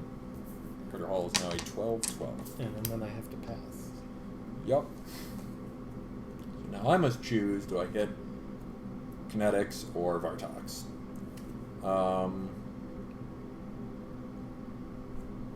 Either is a decent choice. Either way, you're much more likely to lose the Mother Box, because those are both pretty linchpin characters. Which is interesting, which means I actually need to go for Vartox, because he has a cosmic counter. That's true. 12/12, coming at you. Of course. It's a little bit more damage as well. So. Yep, that's true. Extra point. 4. That still worked out way better for you than I was hoping it was. Going to the second redirect. Did I miss my life a little bit? Did I take lots of damage this game, a lot more than you have? No, it's possible. No, something is wrong. So I should maybe be at 31? Let's assume 31. I feel like even that's weird. Did I deal a big swing against you one turn? You might even supposed to be like 41 because you've gained I haven't been life. fighting back a lot, and I spent 3 twice without making it up. So okay, so 31. 31 seems about right. 41 does not seem right. Okay. 21 does not seem right. I would have bought 41, but let's say it's 31 and we can figure it out later. But 21 is definitely too low. Yeah. So let's say 31 and we'll see what happens. Oh yes, I believe the answer to that is 3. Artifacts, yeah. Yep. Yep. Right. I am going to lose Feral Light in the Mother Box, which is a big loss. Yep, it's pretty critical. I must keep Kufu, of course.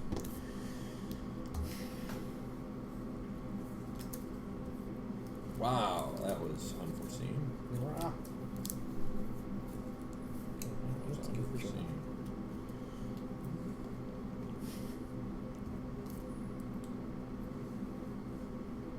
So this goes here. And then I'll use the tuning fork and reveal a miss. Come on. And Keelix is a miss. 3 for 3. Jeez. So then the question just becomes: did you get the? It is becomes the horribleness. If you didn't get it, I've still got a shot. It is what the question is becomes. Yeah. It's turn 6, huh? It is turn 6. Well, I guess I've got to recruit the rest of my hand. Oh my! I'm going to recruit Apparition. Mm-hmm. Cosmic Surge, if I remember. Apparition's power is remove a cosmic counter from a character you control. Target character you control can attack hidden characters this turn. That might suck. Could. I also have Superman. I can pay 1 endurance, and character cards named Superman are not unique this turn. And he's also cosmic, and while Superman is attacking from my front row, he gets +4 attack. And I also have Maggie Sawyer. Defenders adjacent to Maggie Sawyer have reinforcement. So I'm going to move everybody. We'll say everybody's in my front row, because that's what I like to do. Mm-hmm. Everybody's in the front row, and I guess that's a reasonable formation. So no reinforcement here. It looks like I have 2 rows, but they're all just extension of my front row. Right. So like left to right this way. Right. I don't think it really matters. So many dudes. It's a lot of dudes. Maybe some kind of weird. Oh yeah. I'm gonna flip up. This is strange.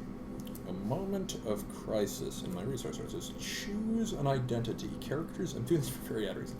Characters you control gain the chosen identity this turn. I'm gonna think about what identity I'm gonna choose because it matters. That's weird. Everything is weird. I'm going to choose Sentinel. I don't know what you're doing. I love over it. It's there, great. Dr. Fate. If you control You've a lost your JSA, mind. it's They're great. not even it's in fine. your It's fine. comic book series Don't universe. sweat it. If you control a JSA character card and a moment of crisis is in your resource row, draw a card. Very interesting. That's real. I was not prepared for that. I need to think for a second.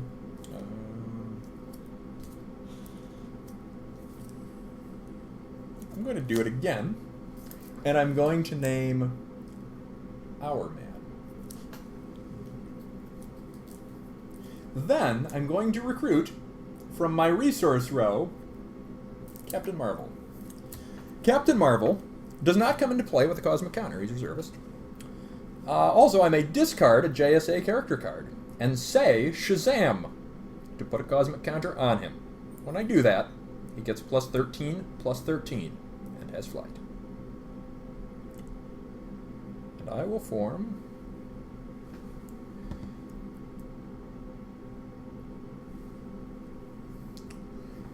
I'll form somehow. I'm going to do a formation of characters. Gotta form. Gotta form.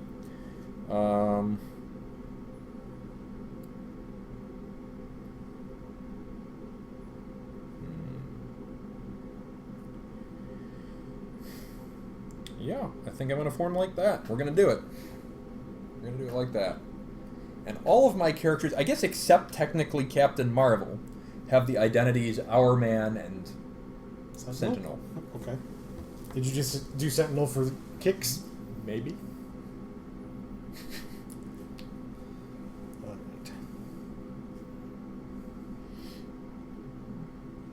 Just a 1/1.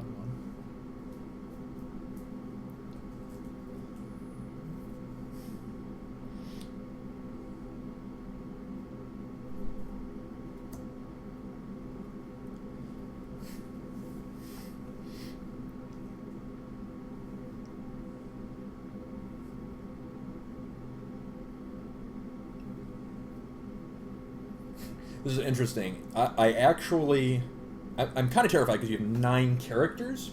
However, I don't yet see the things that are utterly terrifying. Doesn't mean you don't have them. There's still 2 cards.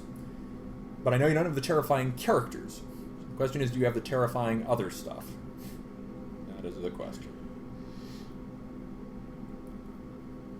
As usual, if you don't, you do have a shot.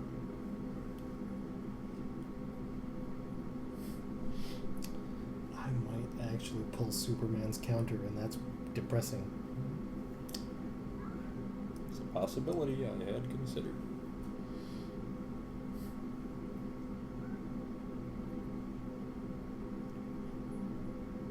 Did you read Superman's Power? I'm sorry. Can you I did. I will read it again if you like. It was a long time ago. I can pay 1 endurance, and character cards named Superman are not unique this turn.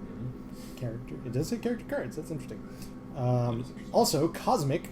While Superman is attacking from the front row, he gets +4 attack. Okay.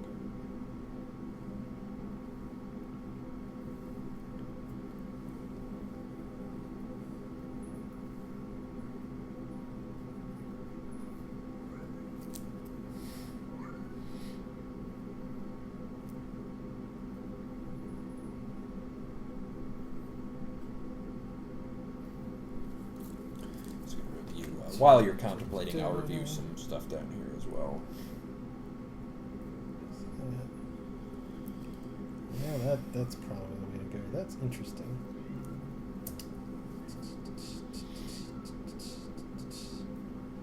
Okay. Okay. Pardon me. Not okay.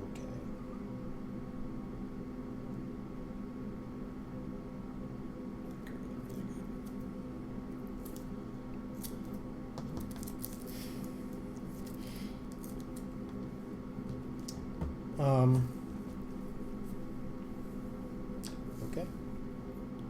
Why I hear you. I'm going to remove these 2 counters to exhaust Hell, your 1-drop and your 2-drop. that's not okay. What is? Well, that's not okay. Then Okay, I'm with you so far. I'm going to team attack your 6-drop. Yep. Everybody. Oh my Except God. Triad and Kinetics. What is going on? Except Triad and Kinetics.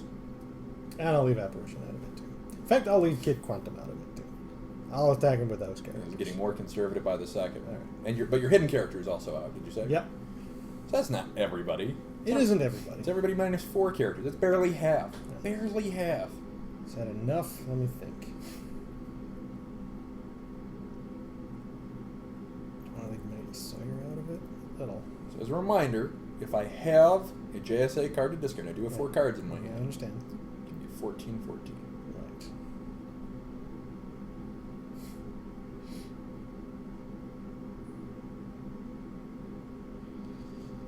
I think I gotta throw everybody in.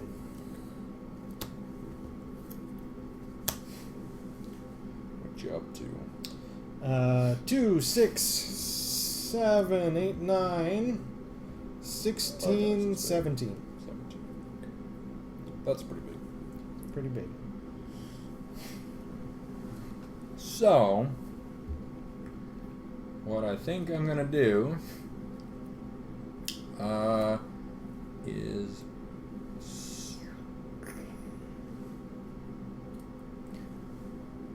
currently I am not going to discard a card, and I'm going to deal the damage to your 1-drop. Okay. And I will be stunned for 6. Excellent. Then I'm going to pull my remaining counter to exhaust your 5. As a reminder, do you want to reconsider your attack? Oh, that's right. You may reconsider your whole attack. Yeah, I do need to do that. Okay. I do need to. Let's just reset the turn. Back to Sorry, 36. sorry. No worries. No worries. Well, it's just easy. I just exhaust Shazam with that counter. Okay, sure. So you pay 3 and go like this. Oh. And then... I didn't even manage to take my damage yet. Okay, well that's good in this case. Simplifies things. Okay, so hey, you exhaust my front row. And then I have to team attack him. He is a 13-13 at the moment. Right. And there is not really a compelling reason not to use everybody. I'll leave the Cosmic Surgers out of it. So I'll attack these characters.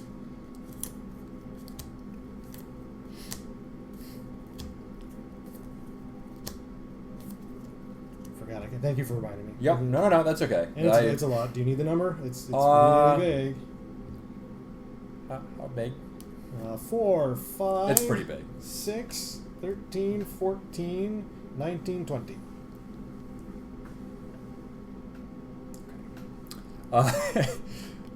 Okay, alright. Tell me what Maggie Sawyer does again. She does something I really Maggie Sawyer like. gives reinforcement to adjacent characters. Yeah, I mean, that's going to work. That's a lot. So the question is, who do I stun? And I think...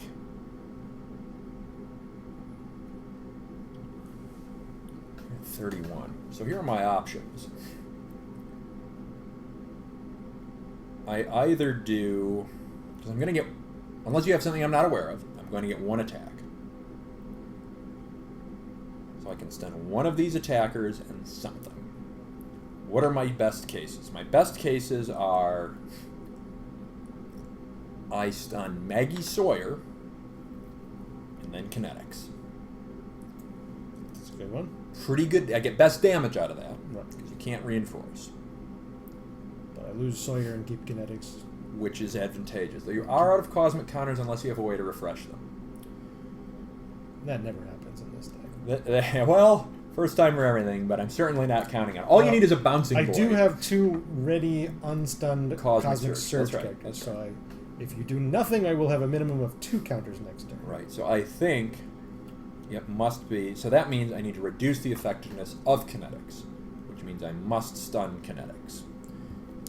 I will stun kinetics. You stun kinetics. Yeah, okay. Correct. From this attack. I'll take 5. So I'll take 3. And then I will, of course, attack Jasmine. So I might actually get a clean swing through as well. Yeah, I mean, that's going to hurt. So it's 8. I will take 8. Because it is actually more important to me to make you lose the cosmic counter than to make you lose Vartox or kinetics. Okay, good to know. That is the right choice. So, And I get do some good nothing. damage. You pass. Passes all Operation around. Surges. I lose Cullen. Yeah. I recover kinetics. I keep Sawyer. Yes. Do some recovering. So one other thing I can do this turn. We can do all the recovery, that's fine, but there would be a thing I could do before recovery that will not affect recovery that I need to think about before we actually recruit, or before I draw.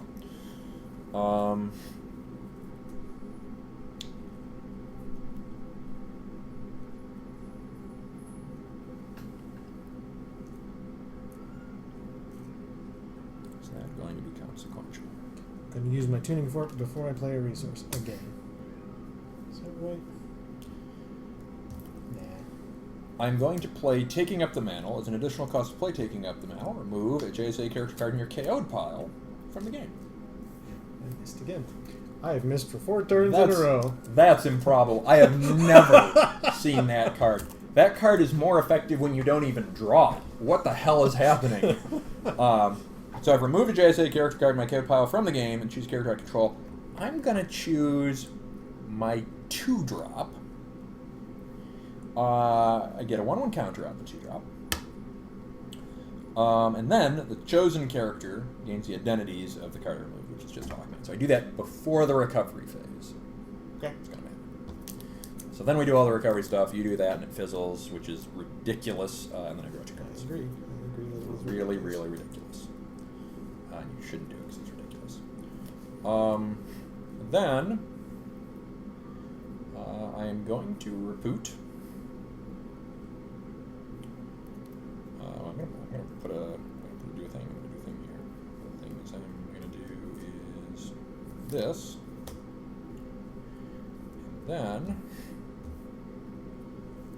I am going to recruit T-Spheres. Mr. Terrific. It is concealed optional as a reminder. Then I'm going to recruit Alan Scott, Sentinel. Alan Scott, Sentinel, has at the start, he's got willpower 6, just call that out. It's also big. At the start of the combat phase, if you've played no plot twist this turn, you may have JSA characters you control. Get +3/+3 while in combat with a character of greater cost this turn. If you do, you cannot play plot twist this turn.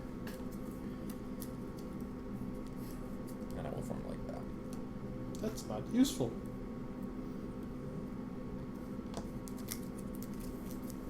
But he's big, so there's that. He's big. Very big.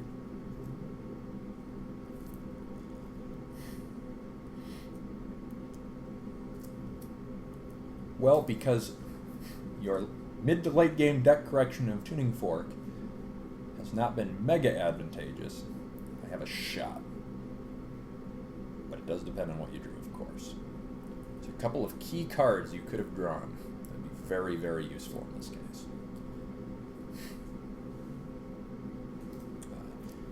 Cards.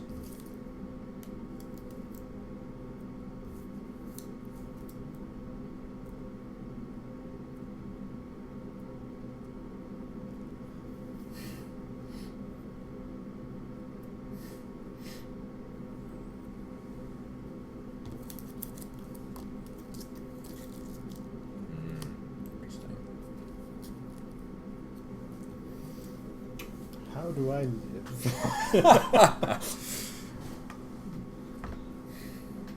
It's going to be challenging. I lucked out. You're mid to late, and I still feel like if you'd drawn Bouncing Boy, or possibly, and you may still have drawn, what is it, Candor? Candor is the other card that I've been afraid of. I actually have enough characters that I am not afraid of you drawing Superman, 5-drop Superman. I was much more afraid of Candor or Bouncing Boy. So I do know you've not drawn Bouncing Boy. I do not yet know if you've drawn Candor.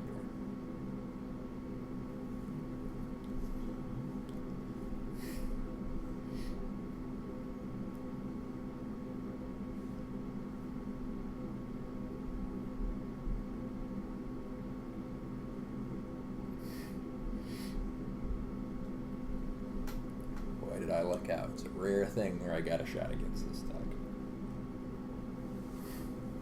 A little bad because I actually feel bad the Tuning Fork failed. Four times is ridiculous. It is pretty ridiculous. Like, I always want you to miss a couple times. I don't want you to miss 4 times. That's just weird. But nonetheless, I'm taking nothing for granted.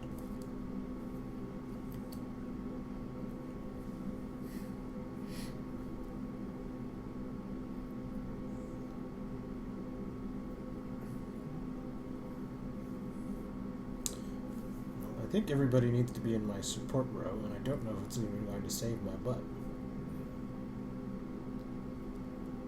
So everybody's so weak, you can pick apart my reinforcers.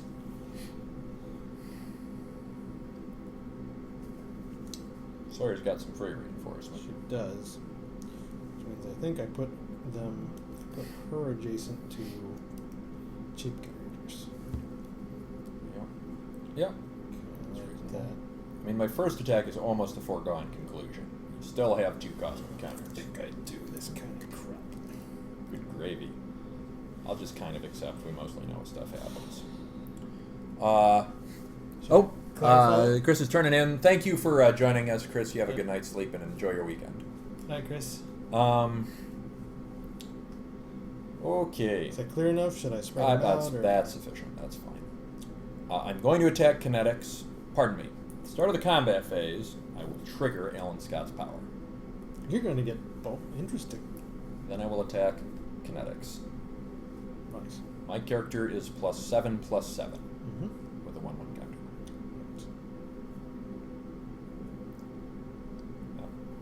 So that is an 11/10 attacking kinetics. 11/10 2.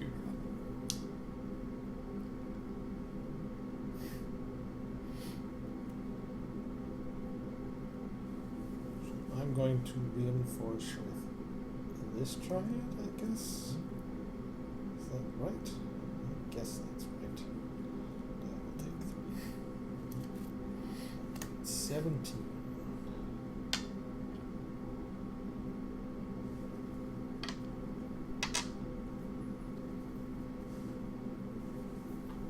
It is to you.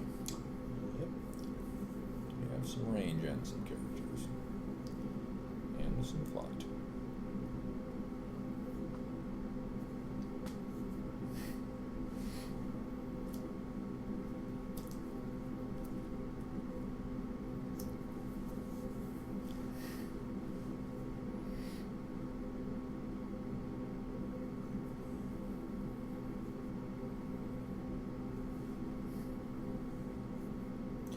Does everybody on your team have a version? An identity, rather? Yeah. Yes. So, Mr. Terrific. So, they only have their one identity. So, but Mr. Terrific, Sentinel, Captain Marvel has his own identity. Like, he doesn't have a specified one, so it's Captain Marvel is Captain Marvel. And then Hawkman. What is Hawkman's power? Which one? The 4 drop? What is the 4 drop ally might be the power? most relevant. Which one's the ally? That's this guy. So, he has 2 powers. Discard a card that shares an identity with an attacker or defender you control to power them up. So he lets people power up via identity. And then the power-up gains an additional 1 defense. What are your abilities that are granting identities? So currently none. These only lasted for the turn. Oh, for a turn. Yes. So you only have to worry about the identities I have. You know I can't play more of these because I can't play plot twists this turn. I forwent that to ensure my first attack was going to be successful. I think you still kill me no matter what I do.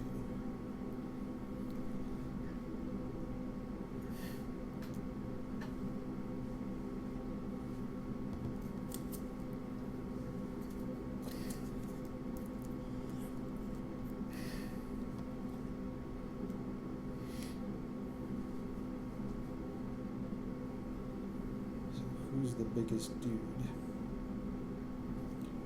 It's probably him. He's the biggest. Well, okay, Captain Marvel can be a 14/14. If he goes unchecked, he gets bigger for every exhausted character I control and will become bigger than Captain Marvel by the end. If I have a way to exhaust my characters willy-nilly, popular phrase with the kids these days, then I can do that. I don't see a way I can live. It's going to be a tall order if you do not have some way to grant additional reinforcement. I just have a lot of firepower. Yeah. I mean, I think I can take any one of your characters off the board, but I think that's it. Yep. Well, and it requires you to exhaust characters to do it. Big dudes and 1 medium dude.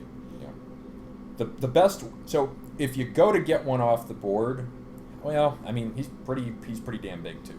Yeah. These guys are pretty close. I was looking at Alan Scott. And you don't need flight to get Scott, but you got flight on everybody anyway. Well, not on Peggy Sawyer, interestingly, but everybody else has flight. I guess I go for him. Sure. He's legit. He also wrote the book on willpower, according to his flavor text.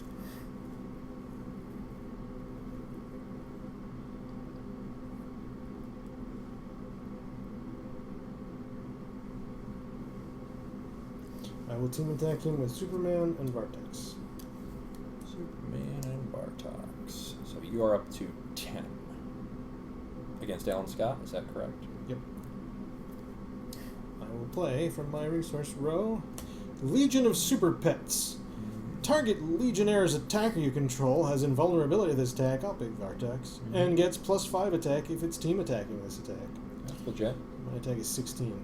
Your attack is 16. I'm going to power up, which makes me a 17-17. You get +1 for power-ups. That's what I missed. Did you +1 say that? That was what I was trying to I did say it. I apologize. Fair enough. I had 1 Hawkman and 1 extra Sentinel.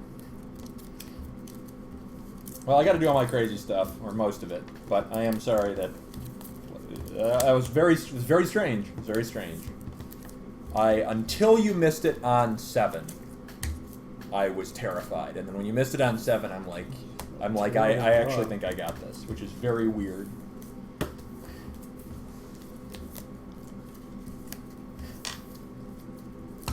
I do feel like we've been in a bit of a slump where one of us has always been a little bit under the... I guess, was our first game okay tonight? Our first game was okay.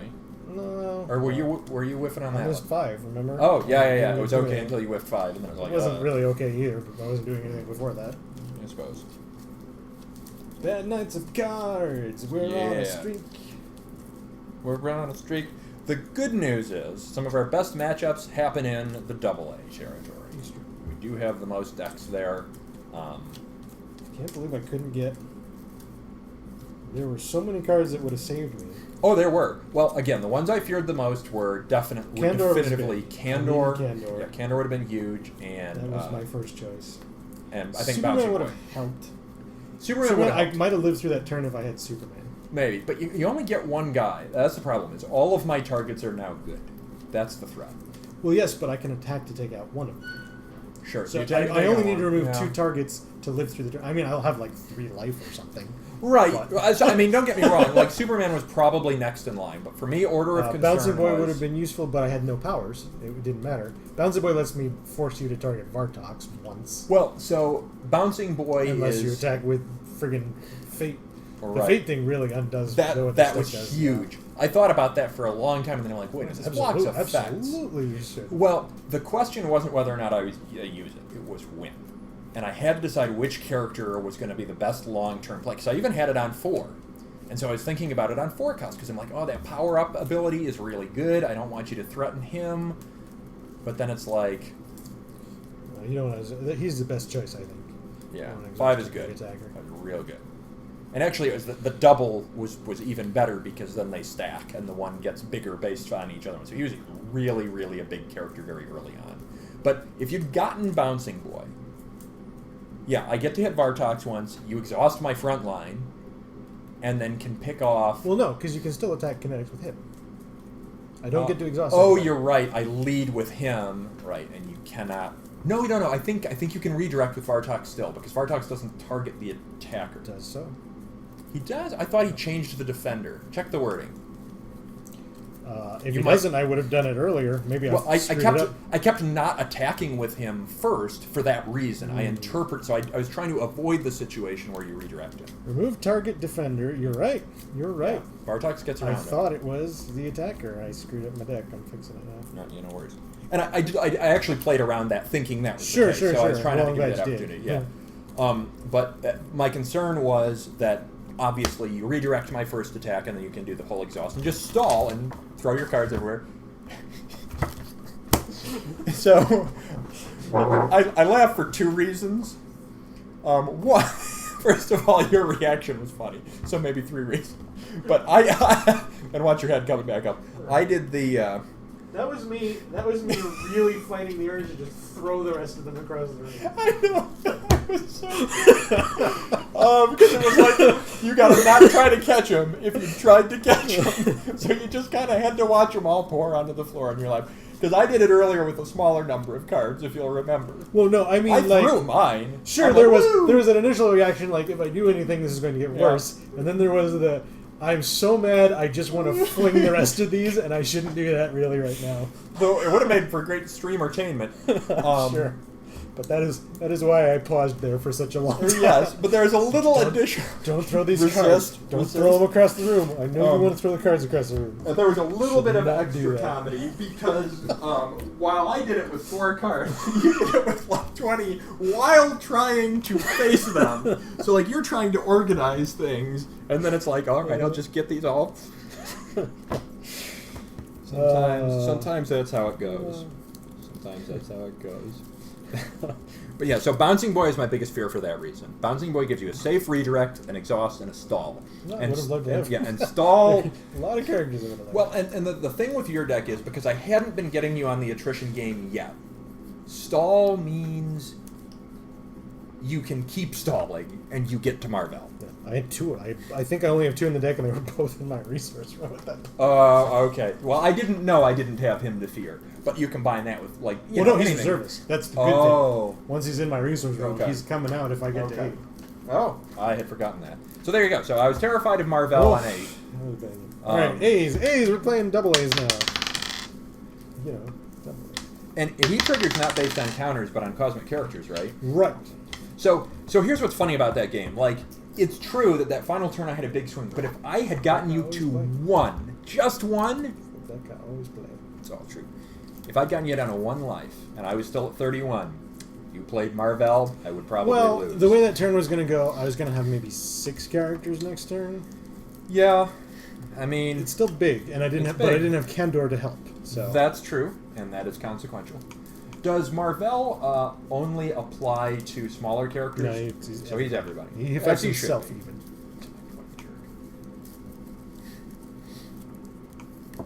He's real good. That's a good deck. It's a terrifying deck. So again, my point is, like, even on that final turn, you know, I knew that stalling worked in your favor, so I always had to do the aggressive approach every time I could.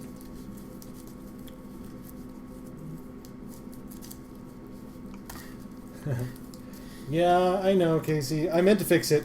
I forgot. Twice. So. One of these days. One of these days. Alright, so I will say this. There's a small number of decks with a very high ratio. Well, don't worry. We're only playing the one deck I always play. Okay. Well, I mean on my side. There's a small number of decks I have that I play that usually result in really good games, and this is one of those decks. Oh, God, is it Kang? Shan't reveal yet. We wouldn't want to spoil the fun. We don't have time for Kang. I will go inner this time. Maybe I did that last time. I'm doing it again. Inner. 3-2. Yeah. We are getting different die matchups. I do feel like sometimes I wonder about that thing, but I don't think I can keep that. But it's pretty good. Yeah. By the way, the opening hand that I ditched was, I think it was 2 Alan Scotts, or no, it was 2 1-drops and a 7-drop, which is really, really a.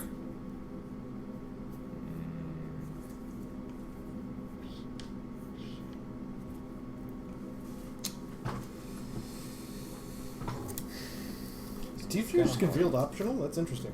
Which one, sorry? T-Spheres is concealed optional. It is.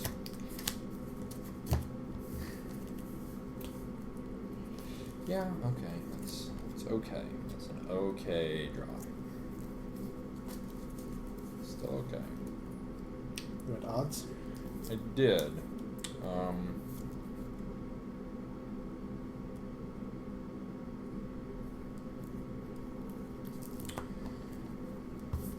I don't have a 1-drop, but I have an Oblivion Bar.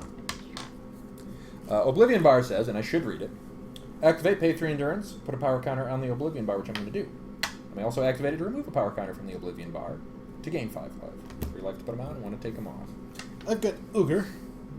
I may activate, and target attacker I control gets +1/+1 this attack. If I control 4 or more resources, it gets a +1/+1 counter instead. Ogre's going to attack you for 1. Great. 4 to 6.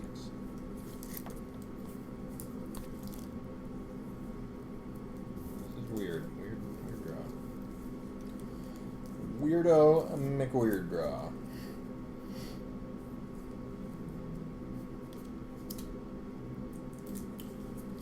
Your initiative now. I will not be recruiting anybody this turn. You know, that's actually a good idea. I was thinking of doing the same thing.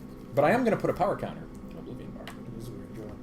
Very weird. Miss Briarbrick Thork. Good, it makes me very sad. I really like so Briarbrick Thork. Briarbrick Thork is a critical Thork. An age for 2, and by 2 I mean 1. Okay, I like the way you think. I like the way you round them cards, them numbers, numbers and cards. I can't do that. Can't do that. What are you doing, deck? Like, seriously. I'm gonna put a power counter on Oblivion Bar. Can't do that. Then, wait for it, it's great, I'm going to recruit a character. The character I'm going to recruit is Rose Psychic. She's awesome. She says, at the start of the combat phase, lose 3 endurance. At the start of the recovery phase, gain 6 endurance. Oh, you're doing something. I'm going to recruit Beetle, Mach 2. Mm-hmm. Beetle gets +4/+4 while I control 6 or more resources. Whoa! Whoa!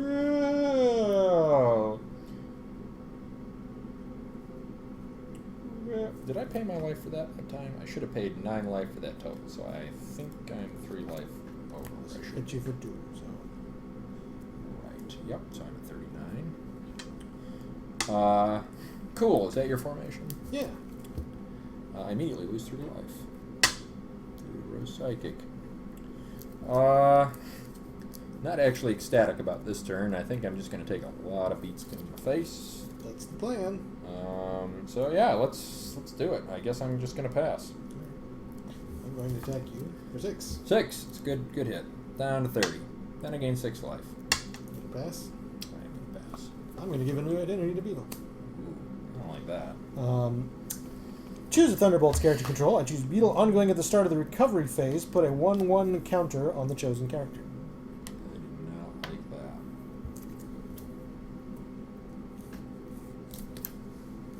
What? This is bizarre. Zarya. Oh.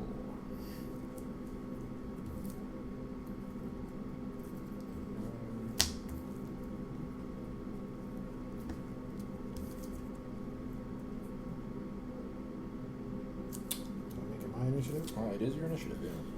I drew Thor again. I'm not supposed to play Thor in this deck. As additional... Oh, I might not even be able to recruit him. As an additional cost to recruit Thor, reveal an Avengers character card. Ah, that's weird. I'm not prepared. Not prepared for that not to happen. You had me all psyched. Wow, I think I screwed up a long time ago because of Uh-oh.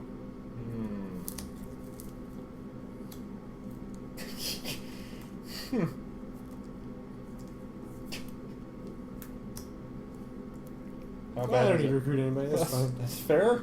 I didn't do that for several turns. Huh.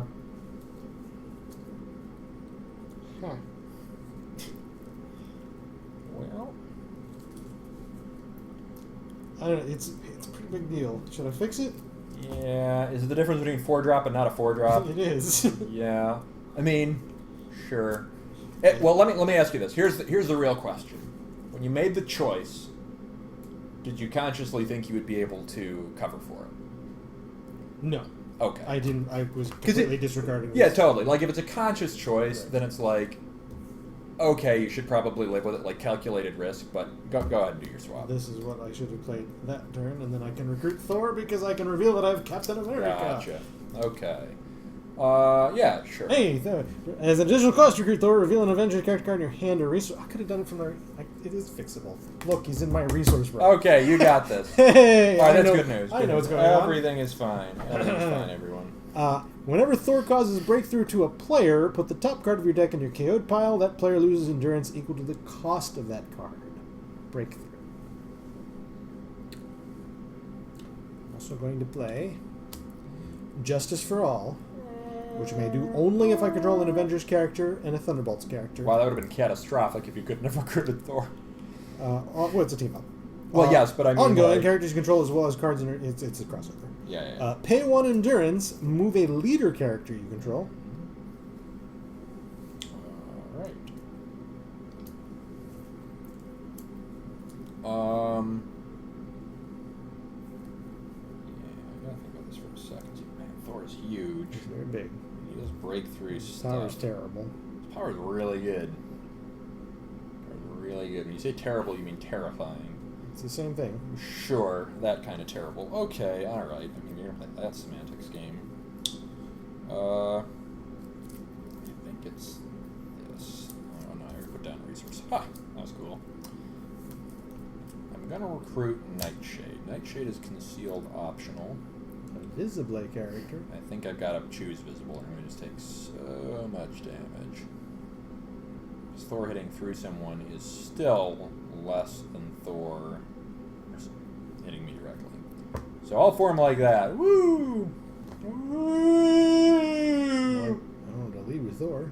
That's true. I am aware of this.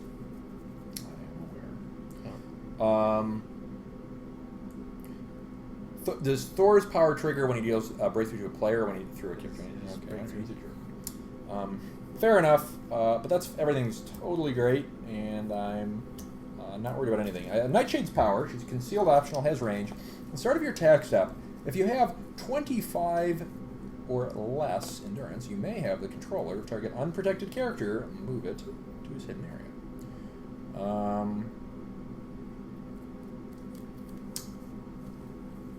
Do you need a reset? This is starting to look fine. pretty one-sided. Everything's fine. I don't even worry about it. Especially totally if I forget how to recruit Thor. Totally fine. Totally fine. Alright. Everything's fine. I'm going to attack Nightshade. Okay. I'm going to put a 1/1 counter on you. You have 7 attack. That's true. 7 attack.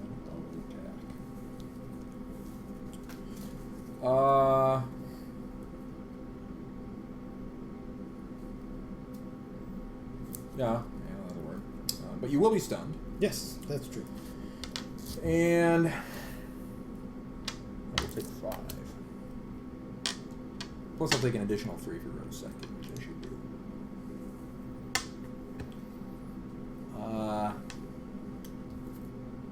Then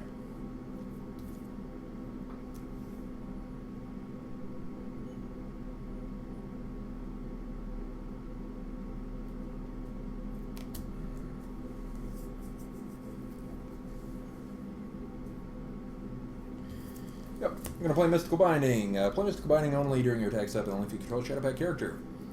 As an additional cost to play it, pay 3 endurance. Target character gets -3 defense this turn and cannot attack this turn. I'll choose Thor. So now I must choose if I stun attack him or just Thor. pass. Right. I could attack Ogre. That is really the choice. Oh, that's true. Like, if I attack Ogre, it's pretty good odds I will get him. And pretty good odds I will not be counterstunned, though neither is a sure thing. And you will lose Ogre, which is useful to me. But you losing Thor or Beetle is much more useful to me. But I do have initiative next turn.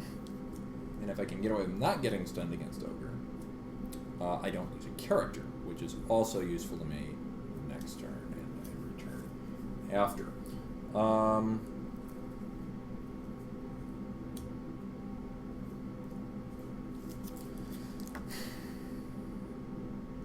I gotta go for Ogre. You're gonna go for Ogre. Attack is 5.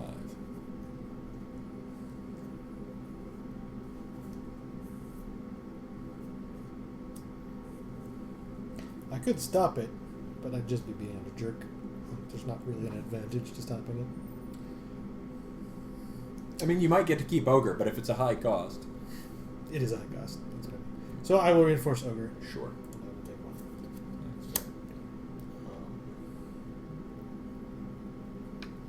1. I am going to put a power counter on Oblivion Bar. 3. I'm going to give a new identity to someone. I'm not sure who.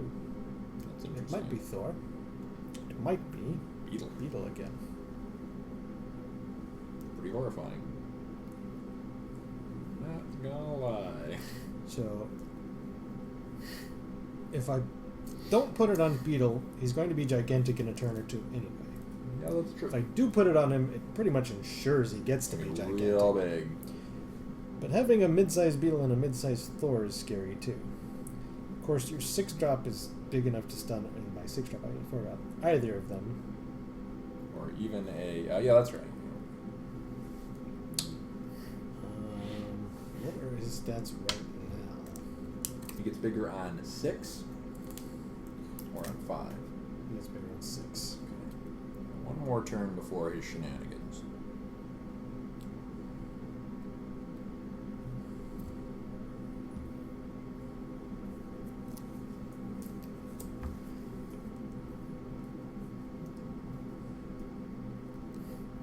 I think it's going to be him.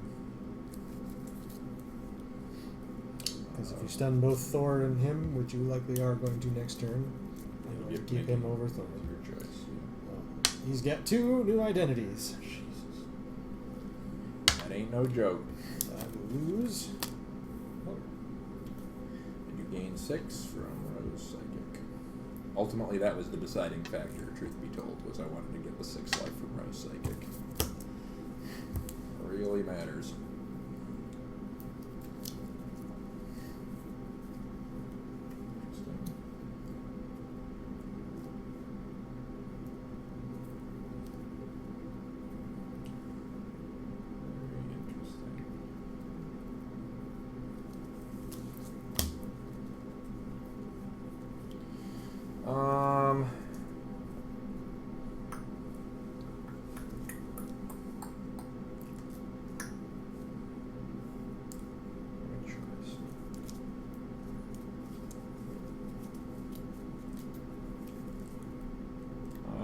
Going to recruit Nightmaster. It's a sad, sad turn. Nightmaster says I can pay a resource point to gain 5 endurance. I can only do that once a turn. He also says I can pay a bunch of life to recruit him for free. That's it. I've got Hawkeye. Lord of May. Characters adjacent to Hawkeye cannot be stunned while attacking a character with greater cost. Yep, that's legit. Too legit. Alright. Way too legit.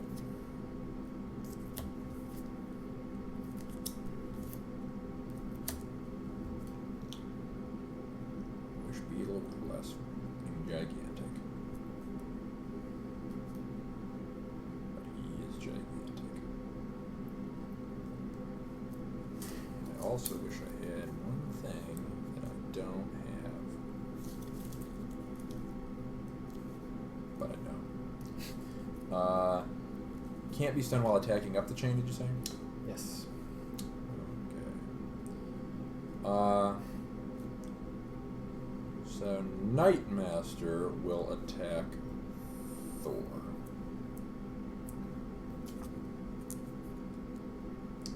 Okay. Attack is not. Correct.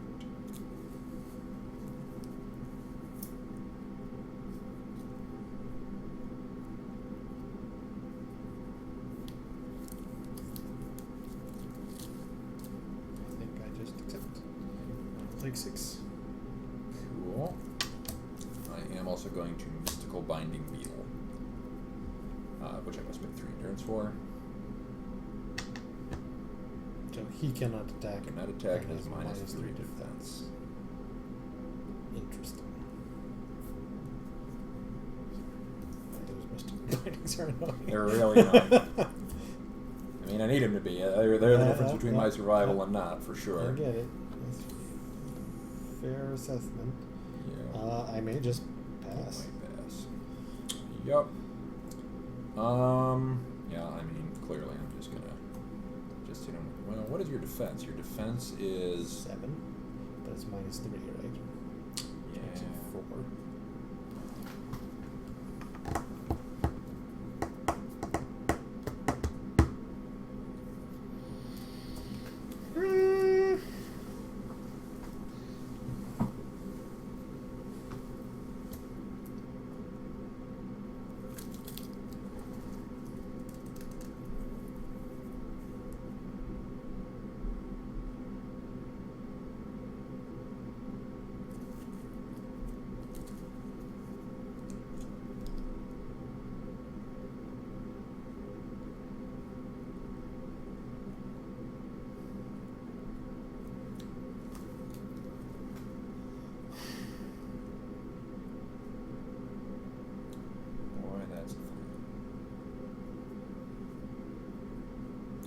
I'm going to attack him with Rose Psychic.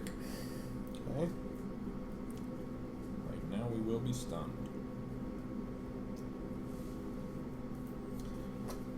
I will discard V-Wing. Plus Discard 2 defense. V-Wing. Target Thunderbolts character control gets +3 defense while attacking. defense. Oh, that's up the chain. That might not work. Or defending against your. It does not work. Aw. Oh, interesting. Alright, now I gotta pretend I don't know you have that. Well, it doesn't work in the other case either. Could you have used it against Nightmaster? Because that's the other case that I was... Like, you could have foiled... I could have used it on your initial attack, Yeah. yes. I chose not to because I was not expecting the 3 Right. things you've played this Yep, turn. no, that's fair.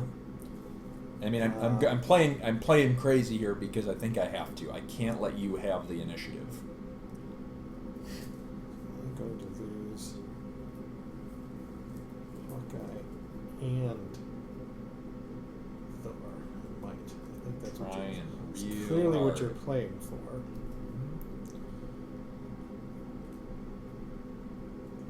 Which means I have to punish you for it. Alright, that'll work.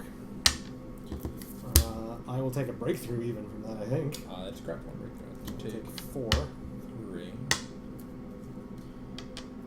It is to you. Well, I've got to attack Knight Sure. Master and play Justice like Lightning to exhaust your remaining character. Clever. So my attack is 13 and your remaining character Right, so you is exhaust... I reinforce. Is that correct? I still get the reinforce. I guess you get to. But I can't attack with Nightshade afterwards. That's reasonable. That's interesting. That is a slightly better position for you, for sure, because Nightmaster is my bigger character. So I do reinforce. I'm not going to do anything about it. 5. Yeah. I'm at 20. I am going to consume an Oblivion Bar counter to gain 5. Gain 25. So now I have a very difficult choice about who I keep. I am going to denote, as I usually do, Beetle's Boost with 4 counters, even though they are technically not Understood. counters. Oh my god. So you have 1 6-drop. Goodbye, Rose Psychic. You did new stuff. It is your initiative, however, so I can think a little here on this.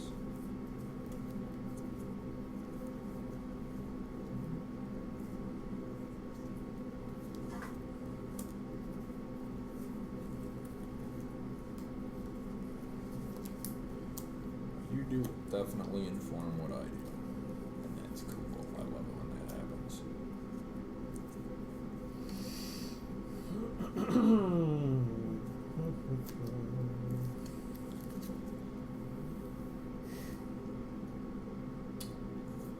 I'm going to recruit Helmut Zemo.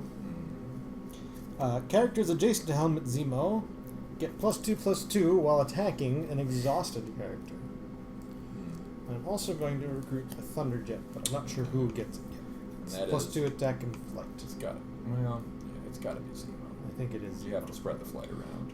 It's not about the 2 attack. I think that is so. So that does inform what I do. Oh, that's real weird. Do I do that? That seems so stupid. God damn it, that gave me a third option. Instead of reducing my options to 1, you gave me a third choice.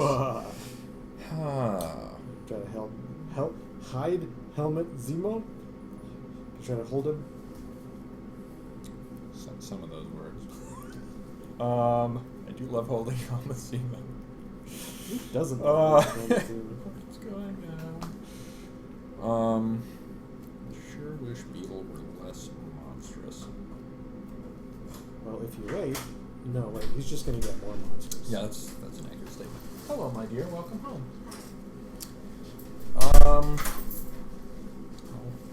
I've just discovered that I spilled food on myself at some point today, and I don't know when. I wonder how long that's been there. Alright. I have ruled out one of the options. Hooray! We're down to 2. So what are the odds I can do the thing? To be Real cool. So you guys made a reference about 4 streams ago, which is like 2 months. You made a reference to Legend of Korra that I didn't get at the time, but I get now. Now you get it. Excellent. Well, not very well, because I've kind of fizzled out early in season 2. Yeah, it is not very interesting. No, it's not. I kept feeling like it should have been, and then wasn't. It's an interesting case where I feel like you think about what you're doing. Okay. It's my turn to entertain. Okay, all right, yeah. Keep going. keep going.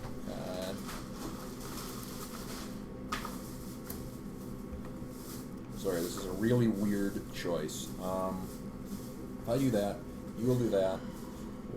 I will do that because I have to, and it's stupid. But I guess not disastrous, but then I can't do that other thing that's really cool. Oh, well, then you shouldn't do that. And then I shouldn't. What if I do the other thing? Then you will be confused, which is useful. I'll do that and that. You might do that. I might. I've been known to do that. That does make up my mind. I think you would do that. I'm going to recruit Zatanna. She's a willpower of 5 and range. I can also pay 3 endurance. If I control another Shadowpact character, draw a card. Aha. Aha. Was ist das? Haha. Yeah, so let me think about formation for just a second. That is who I'm recruiting, but I should take a second to think about formation. Yeah, you're saying that. Now it's becoming scary. I think this is my formation. Let's go with this. You got flight on both characters. There's not a lot I can do to mix that up.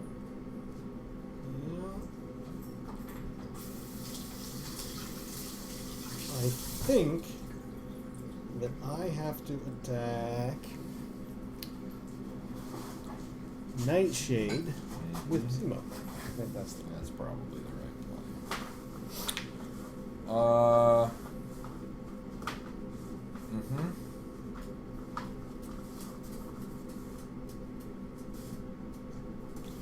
It's so big. It's pretty big. Why is he so damn big?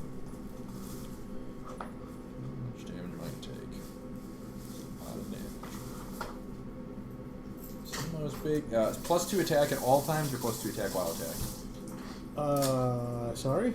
For Thunderjet. It's +2 attack all the time, I think. Yep. How do I take the least staggering amount of damage this turn? Reinforce? That's a thing. Yeah, it's a thing. It's so bad. Probably just gonna go for the damage. No reason not to.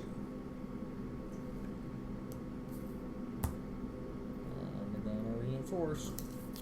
I'll take 4. Ow. Yeah, I got another mystical binding. I'm gonna leap across this table. Boy, I sure wish I did.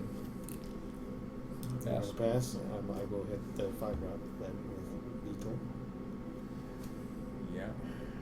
Actually, can he?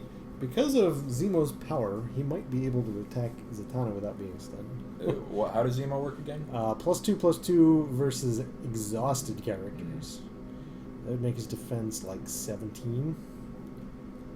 That might be the better play.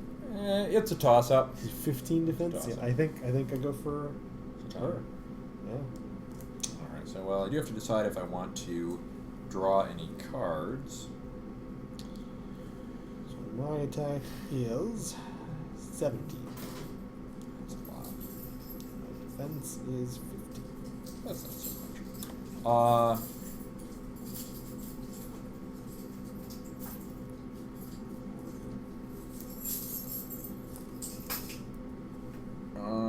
So if nothing else happens, 17 was your attack? Yep. Take 10 damage. I'm going to pay 3 to draw a card.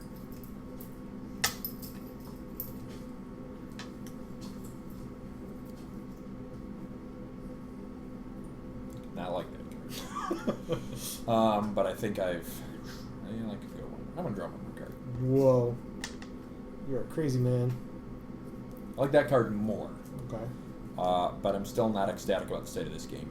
And then I'm going to say 10. I'm 0. And by 0, I mean 0 in my 10s column. And also 5.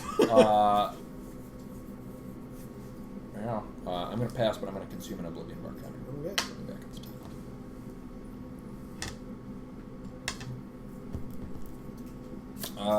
I will lose. Man, stupid. It's so bad. I really need Nightshade's power, but it's still Nightshade because I need stats that are not terrible. That's very useful. Steve-O, my dear. That's a useful card right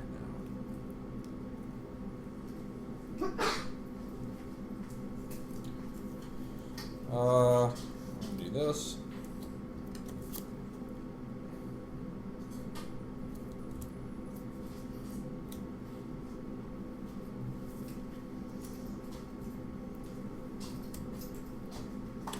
It's my initiative, and I'm still going to be really hard pressed to survive this turn.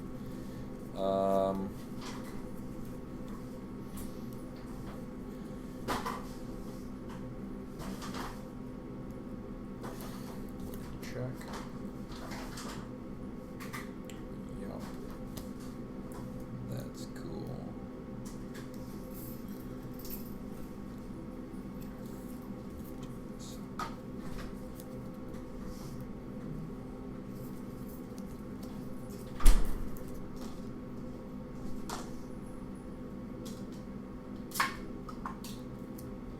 Gonna do a whole lot of shit for not much. Right. But not nothing. So I am going to recruit the great, powerful, the almighty, the incredible, jaw-dropping, death-defying June Moon. June Moon, Enchantress. She's a 6-drop. She says, activate, stun target character. If you have more than 10 endurance, that character's controller moves June Moon to his front row or support row and she gains the affiliation of that player's choice. Can only be done during my attack step. Then I am going to pay 1 remaining endurance point to gain 5 life, and then I'm going to flip up True Name. Play True Name only during the build phase, and only if you control a Shadowpact character. Lose 5 endurance. Then, at the start of the combat phase, I can replace it. And if I do, gain 5 endurance. I'm really confused. It's great. It's so great. You don't seem to be changing that number significantly. It's great. I moved it up, moved it down, left, moved it right, moved it all around. That is what I found. Boop, boop. Okay. Don't question it. Totally fine. And boost Eric Justin. Damn it. I need you to miss more than that. I really needed you to miss more than that. Boost X. Well, the funny thing is, my 7-drop is Beetle. So 4-drop Beetle makes it this far. I can't recruit him. Yep. Boost X. When Eric Justin comes into play, he gets +4/+4 this turn for each resource point you paid on X. Well, so he's an on-curve drop for 1 turn each turn. There's a fuzzy here, which is annoying me, so I'm going to place it on the floor.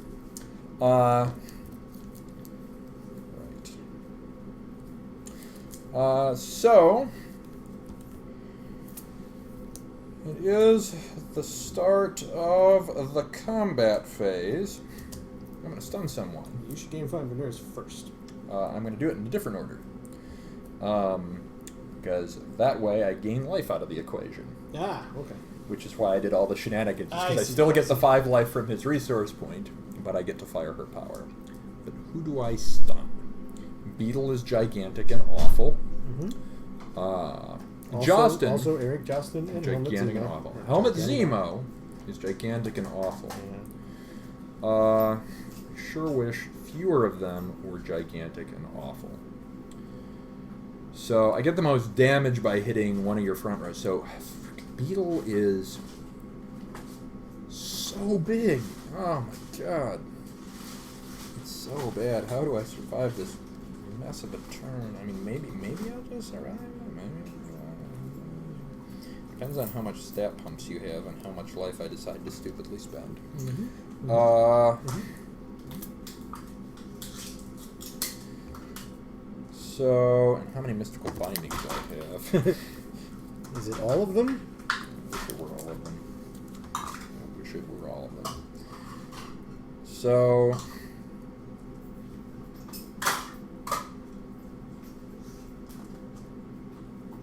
I mean, I basically get 2 characters. Yeah. And then you get to hit me with another one. And the question is, do I survive that attack? So your biggest attack is Beetle. Is that so? Yeah, 17. It's very So large. Beetle, yes. Yeah. Sorry. Somehow I heard Eric. Yeah, that was not right. So... That is true. My biggest attack is Beetle. But he's also the least damage to stun. Is that true? Yeah, because it's only... Like, if I pop it, it's 3, right? Because he's low cost. Both these Oh, characters, in terms of life I lose. I gotcha. Right.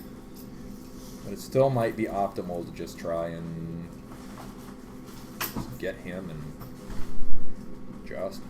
Those are probably the 2 I have to get, which is annoying. Because, like it or not, Zemo is smaller. And he only boosts adjacent characters.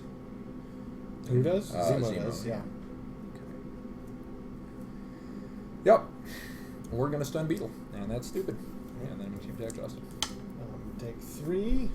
Oh, and I do the replacement, sorry. So you need to do a bunch of shenanigans or I get June Moon, right? So I do that, and I have 10 or less endurance. Okay, it is 10 or less. So that resolves, and then we're still sort of in that start, and I choose to replace True Name.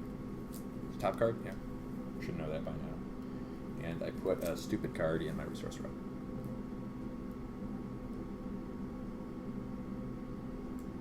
Okay, so you're trying to interrupt an automatic ability with an activated ability? I don't It think says you can at do the that. start of the combat phase, you may replace True Name. Right. If you do, gain 5 endurance. So that's going to go into the stack before you can activate her. But you can then activate her, and her effect will resolve first, and then that effect will resolve. I think there's a couple of ways I think the logic works. Okay. It's a little weird, because we did determine at some point that attack step and combat phase are simultaneous. Yeah. So, yes, that would go on. It's then, fine, because they can the stack activate it. resolves it the way Yeah, you the stack want, resolves so. it, yep. So... I just needed yeah. to talk through it to understand. Totally, that's fair. I'm sorry, and then... And then I gain the 5 life from the replacement. And then you do what? You team attack something? I team attack Justin. Justin. And it is for a lot. It's 21. Yes. And I'm going to go for Zatanna. Sure. That'll take 6. I am at 9. 5. Let me see if I'm still alive. Nothing fancy. I'm just going to hit Night Master. Yep, I mean, it's a huge swing. So you're 14 attack.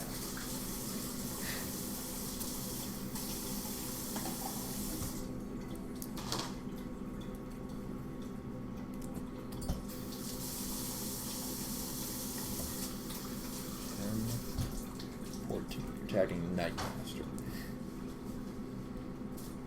So you will deal. If nothing else happens, 5 breaking, 5 for the stun, and I will be at -1.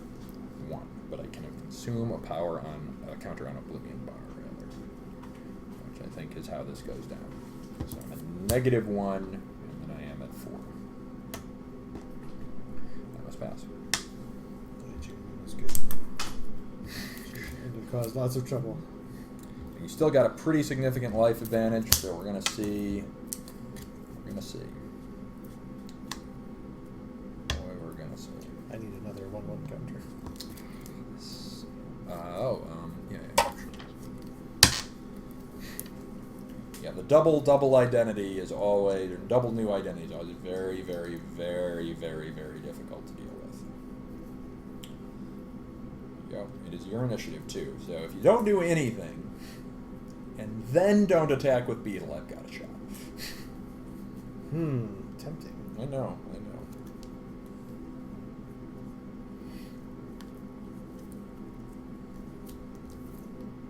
Also, if I drew one card that I didn't draw, I also have a shot. I wish I had more medium-sized characters. Because recruiting one big one is no good while June Moon's around. Well, Not if you attack her. She can only fire during my attack step. Oh, during your attack step? Oh. She's good. She ain't that good. I've got Thor. That's each Avengers character is adjacent to Thor gets plus X attack, where X is that character's cost. we don't have to play that. I mean, Okay. I'm obliterated. Like I said, I needed you to not have anything, and then not like if you didn't have anything and attacked with Beetle, no, I still lost. But I made it to 8. Couldn't beat double new identity. That's so rough. Oh, it's so difficult. Well, getting it on a character who also gets a big jump in the middle is helpful. It's true. It's true.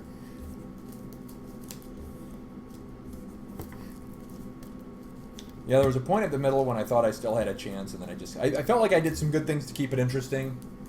I liked my one big play where I'm like, yeah, I got your whole team. It still didn't really matter, but it made it a little Well, more. the problem with that is, I mean, it was good because, I mean, you lost your whole team too. I lost one character. You lost 2. Is that right? Yeah, because I kept. I had. Oh, yeah, that's right. Yeah, so it was a character gain for me. So the characters I lost were both 1 resource point better than the character you lost. But right, you lost your life gain. Yeah, and which you can't do. Well, it's tough. Like, I don't think it made a difference because the thing is, normally speaking, I would not make that sacrifice. But the 2 characters that I attacked, both of them potentially gave me like 12 damage a turn. She only gains me a net of 3 a turn. Right. Like her actual gain, because I lose 3 and then I Right. gain 6. So if she had gained life every turn, and you had attacked me with one of those characters clean once, we would have been even. And the reality is that you were going to attack with them every turn from then on out. So it was like, it was still the right choice. And normally I would never make that call. But I had to hope that you would like miss a late game drop significantly again, and that would sort of bring me back in it. Didn't work out that way. No, I hate everything. I mean, you can argue that The 6 drop on the 7. 6 drop is I mean, he's a temporary on-curve character. Yeah, I mean, still, 16-16 is not trivial, Right. and I had to play June Moon without question. Even if I had my 7 drop, Oh, yeah, there's yeah. a hands down no better choice than June Moon. Which absolutely was the right play. But I just couldn't figure out, I couldn't get rid of Beetle. I don't seem to remember Shadowpact actually has KO. I don't think they do I either. don't think it's one of the few. You may have played your mystical bindings too early. Yeah, it's tough to say. I mean, I had to use them to stay alive. I don't know. Well, we could gauge that based on the replay, I think, because the turns I used them were like every time I did it, I saved myself a character or something significant. I usually don't just totally throw them about willy-nilly. I guess I used him one turn on Thor. Maybe I didn't need to, but it saved me like a minimum of 8 life. Budget damage, And plus, how does this power work? Is it top card of deck? yeah. So 8 to realistically 12 damage is what I saved by playing that one. Maybe that was a mistake. Based on how the game went, yes, it was a mistake. But like, you know, I don't think at the time with the information I had. And I missed those first 2 drops. And missing 1 isn't a big deal in this deck. Missing Blackbriar Thorn is unfortunate. For you. Yeah. It's and then I had the one chance to come back. If I'd drawn another 5-drop, I would have absolutely paid the points to bring Nightmaster out and recruited a 5-drop. Yeah. But I didn't have it. So I had to just recruit him, which is terrible. He's the worst 5-drop in the deck to be the exclusive play. Like, he's supposed to be, I play 2 5-drops, surprise! But it's always so sad when it's like, nope, just play Nightmaster. All right. Well, maybe next week. We're on next week. Yeah. Yeah, no conflicts? reason to. Maybe next week we'll break our streak. Yep. I think we're about 2 weeks running. I mean, I think we had an okay game last week, but it wasn't an amazing. Yeah, game. I mean, I'd have to go back. I guess we can glance at the stream. I feel like last week we had 1 okay game and 2 really dreadful games, and today I felt like all 3 were kind of meh, but none of them were as bad as the real bad ones from last week. I remember last week we had some really, really bad games. They were just not good ever at any point during the match. I think I got really mad at something last week. I'm really interested to look at that video. I You gotta or get this me? stuff uploaded. Couldn't Me, have both, I did. Yeah. I don't usually. So Yeah. I don't know what it was. Well, that's okay. I mean, there's ups and downs swings. well, I and- almost got really mad. Like I was a little You almost mad. threw your cards across the I table. was a little mad about how that game turned out, Right. and then dropping the cards. I was Well, ready. I I was ready understand to that. throw something. I do understand that feeling when you're like, you're a little angry, but then for some reason, the little thing that then happens, it's just like, it's the straw, right? Yep. The straw that breaks the camel's back, and there's a reason that phrase exists. It seems so silly. Sometimes everything is like kind of annoying, and then, oh, I dropped 5 cards that I can just pick up on the floor, but you know what? I was not ready for that. Yeah. That was the thing I was not ready for. I think it's a surprise. The game did make me grumpy. Like, I had such a good setup. Oh, it was horrifying. Well, you through, just like it was horrifying. through like 5. Like everything was perfect then, and I'm just like, yeah, it was terrifying. It was "Alright, terrifying. I just need to draw one of these 3 cards, and it's like nope. Right. And Tuning Fork fails, and then nope. I and then do Tuning think- Fork fails. And I do think I would have had you if you'd drawn Superman. I think it would have made it closer. But which I think I makes still when, had you. right? On that turn, absolutely. Yeah. I was yep. dicking around like for 3 turns because I wasn't playing what I wanted to play. I actually almost at no point in that game, like I never wanted you to get Superman. Right. But between Superman, Kandor, and Bouncing Boy, on every turn, I would have Superman preferred. can't get Dr. Fate either. Fucking Dr. Fate. That's true. Well, here's the thing. Here's the reason I didn't fear Superman. Like, Superman is the insult to injury, sort of. Like, you've locked me down successfully, and then you just start removing my characters from play. But that whole game, the only way you were locking me down was by playing the multitude of characters. I'd actually kind of kept pace. I kept my characters in play, which works against you, which means playing Superman. Well, is it's less because useful. I didn't get to Kandor, which is when I started Right, using. Like even Kandor was one of the even two ones I didn't recruiting Superman. I might have attacked with him. Like the reason you had your Right. characters in play was there was no one I could attack Right, safely, right. which is the way the deck is designed. Right. But then Kandor corrects for it. Right, I really think Bouncing Boy was my number 1 fear. Kandor was 2. Superman was still on the list. Like, he was still number 3. I still did not want you to get Superman. But those were the top 3, and definitively, again, because of the way the early game went. Like, if the early game had not gone the way it would, even the mid game, the way that it actually went, Superman could have been number 1. I might have even hoped for, like, Kandor is always going to be in top 2, always, Right. because you always have enough weenies that's just makes my life very difficult. I'm surprised I was so much in my deck. I was weird. It was weird. It was very weird. It was a very, very weird. And draw. granted, like Tuning Fork can push past it, but I think one of the cards I threw away was Kandor. Out of like, I whiffed 4 times and It's half unreal. of 1 time. So It's what is unreal. that? 11 cards that weren't common characters. That's absolute madness. I mean, you expect it to not always give you 2 cards Right. of cycle. And it's not lossy thing. Like I was losing like Keelex, and I think I lost. Right. Oh, one was Keelix because he's not cosmic. He's not. Yeah, Yeah, I that's have fine. like very Yeah. few characters in that deck that are not cosmic. Keelix is one. I think I lost not a Lana Lang, but another Maggie Sawyer. Yeah. It was a strange game, but I know this doesn't necessarily make you feel significantly better because it's being frustrating when a linchpin card doesn't do even really close to what it's supposed to do. But I was terrified the whole time that you would get Kandor or Bouncing Boy and I would just lose, and all of my momentum would have gone out the door. Because you were able to get just enough stasis and you played it from a technical perspective. You played the early game well enough that even though my power was mounting, like it's one of the reasons that deck is difficult. Well, they're a to deal squeak with. by deck too. Like Totally. on my side of the table, I'm about to lose, and then it turns, and Right. then I win. And the turn power, or in most games, you stall and aren't anywhere near losing and then win. Well, it depends. Like there's 2 turning points, and neither is guaranteed. Sure. The one I want to happen is 6, which is a Kandor play, Right. but I don't always get it. I mean, even with 4 copies of Kandor in your deck, you can't guarantee you draw it. Right. I mean, Kandor is one of your 2 wins. Marvell is the other. Bouncing Boy is I get to Marvell. Keeps me in play. Yeah. So I was afraid of Bouncing Boy because I was afraid of Marvell. And I was afraid of Kandor because I'm afraid of Kandor. You know, I might have fared better in that game if I kept my mother box over kinetics. Maybe. Maybe. It's Well, very tough to gauge. At worst, it gets me a lot of life, which keeps me in the game better. Right. And at best, it gives me more fuel. Like it keeps tough to say. It keeps the counter on Vartox. It's very tough to say. I got another kinetics on 6 or 7 or something. Yeah, but you couldn't have known that. that's sort of a hindsight thing. Where like if you'd known you were getting another kinetics, then almost certainly Mother Box would have been the better play, but you couldn't have known. Well, I guess she's the right choice if I ever get a Bouncing Boy, which is likely.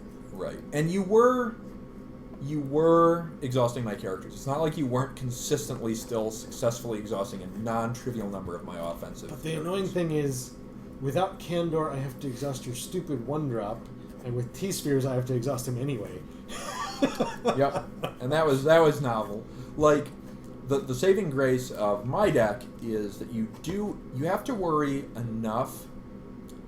Like one of the only weaknesses of that deck is even without my power boosts, until you get Candor, you do have to worry about my weenies because my weenies can take out your weenies, and that's better for me almost all the Cosmic time. characters are very small. Yep. By design. Yep, as they must be, or that deck would be broke as fuck. But like, well, the key is I couldn't afford to. Like, I could put bigger characters in there, but I need to put enough of them in play that I keep some of them to mono. Yes. And sometimes it's all of them, but yep. No, the plan is like plan A is recruit so many characters and try to keep them in play with the powers that you can't eliminate all of them by 8. Right, totally. I mean, even like Kinetics and Bouncing Boy. I mean, it's a stall deck, right? Like we've said, it's a very powerful stall deck. Kinetics is critical, and Bouncing Boy empowers Kinetics to extreme level, and Vartox protects Kinetics to extreme levels, and all those things get you to mono. And then your fallback, arguably, I mean, I guess maybe Mon-El is the fallback, but like Candor rarely finishes the game. It can, but it's usually more like I'm just unable to get you back on 6 and 7, so I can't really do much of anything. It's in a way Candor is just more stall, and then you get Mon-El, because Candor doesn't make your characters big enough to obliterate me, but Mon-El plus Candor is enough that you have some of the most powerful numeric swings in the whole game, which is why at no point in that game until after recruiting on turn 7, I'm on the edge of my seat. After you recruited on 7, I'm like, okay, even if you get Candor, I'm probably okay. Because your life total at that point was low enough. But literally, until you recruited on 7, no matter how many times that blasted thing failed, I was terrified of the Bouncing Boy plus Candor combo being the shutdown. That game makes me wonder if I should look at, what's the other character's name? Solar Boy? I think. You've told me what he does before. I don't remember. Sun Boy or something. Sun Boy? Something similarly stupid. Yeah. He's a 6-drop, and the reason I don't put him in there is because he's not boosted by Candor. Right. And if I'm spending 6 resource points in that deck, I'd rather spend it on multiple characters. Totally. More about just Bouncing Boy. But his power is 12/12, so he's standard stats. A little bit. Slight 1 point behind. But he's got a good power, and his power is, if you pull his counter, everyone else gets a counter. Oh. So he's like souped up Bouncing Boy. That's not bad. But Bouncing Boy I can do on any turn for just a few counters. And him you're only going to do on 6 or 7. I can only do on 6 or 7. But the reason I am considering it now from that game is the stats. Like the stats. One big character is helpful in some niche circumstances. I mean, then again, that deck plays really well most of the time, so I'm hesitant to poke at it. Yeah, you could try it. I guess the approach there would be look at the deck, right? Like fan out the deck a little bit and say, is there a thing I could pull? Because Bouncing Boy's other advantage is that you can do things like, and he recurs himself too. Right, is you can bring him in for like 4 resource points and then recruit another weenie. That's super useful. Which is very useful. So, but that's kind of why the stats do matter. I mean, you had outs. But even, like, if I have Candor, Bouncing Boy has 7 defense, so... Which actually has served me well sometimes. Like, sometimes you can't get him stunned, and that's useful, which is stupid. Like, it's useful to me for Bouncing Boy to not get stunned. I'd fan the deck and see if there's, like, an easy pull. I did. I mean, the last time I took it apart and bounced it, he was there. Well, I decided to favor Bouncing Boy over him. Yeah. And I will say this, I think JSA is a little bit of a a tricky thing to calculate against, because while your observation is correct, I also do get my characters get a little bit larger against your on-curve character. So, like... That's true. You don't want to fully assess based on that. Right. Now, granted, I missed part of my setup for that. I got some T-Spheres late game. Boy, it was a scary... Like, man. It's a scary deck. What happened over there was scary, even without a lot of your old stuff.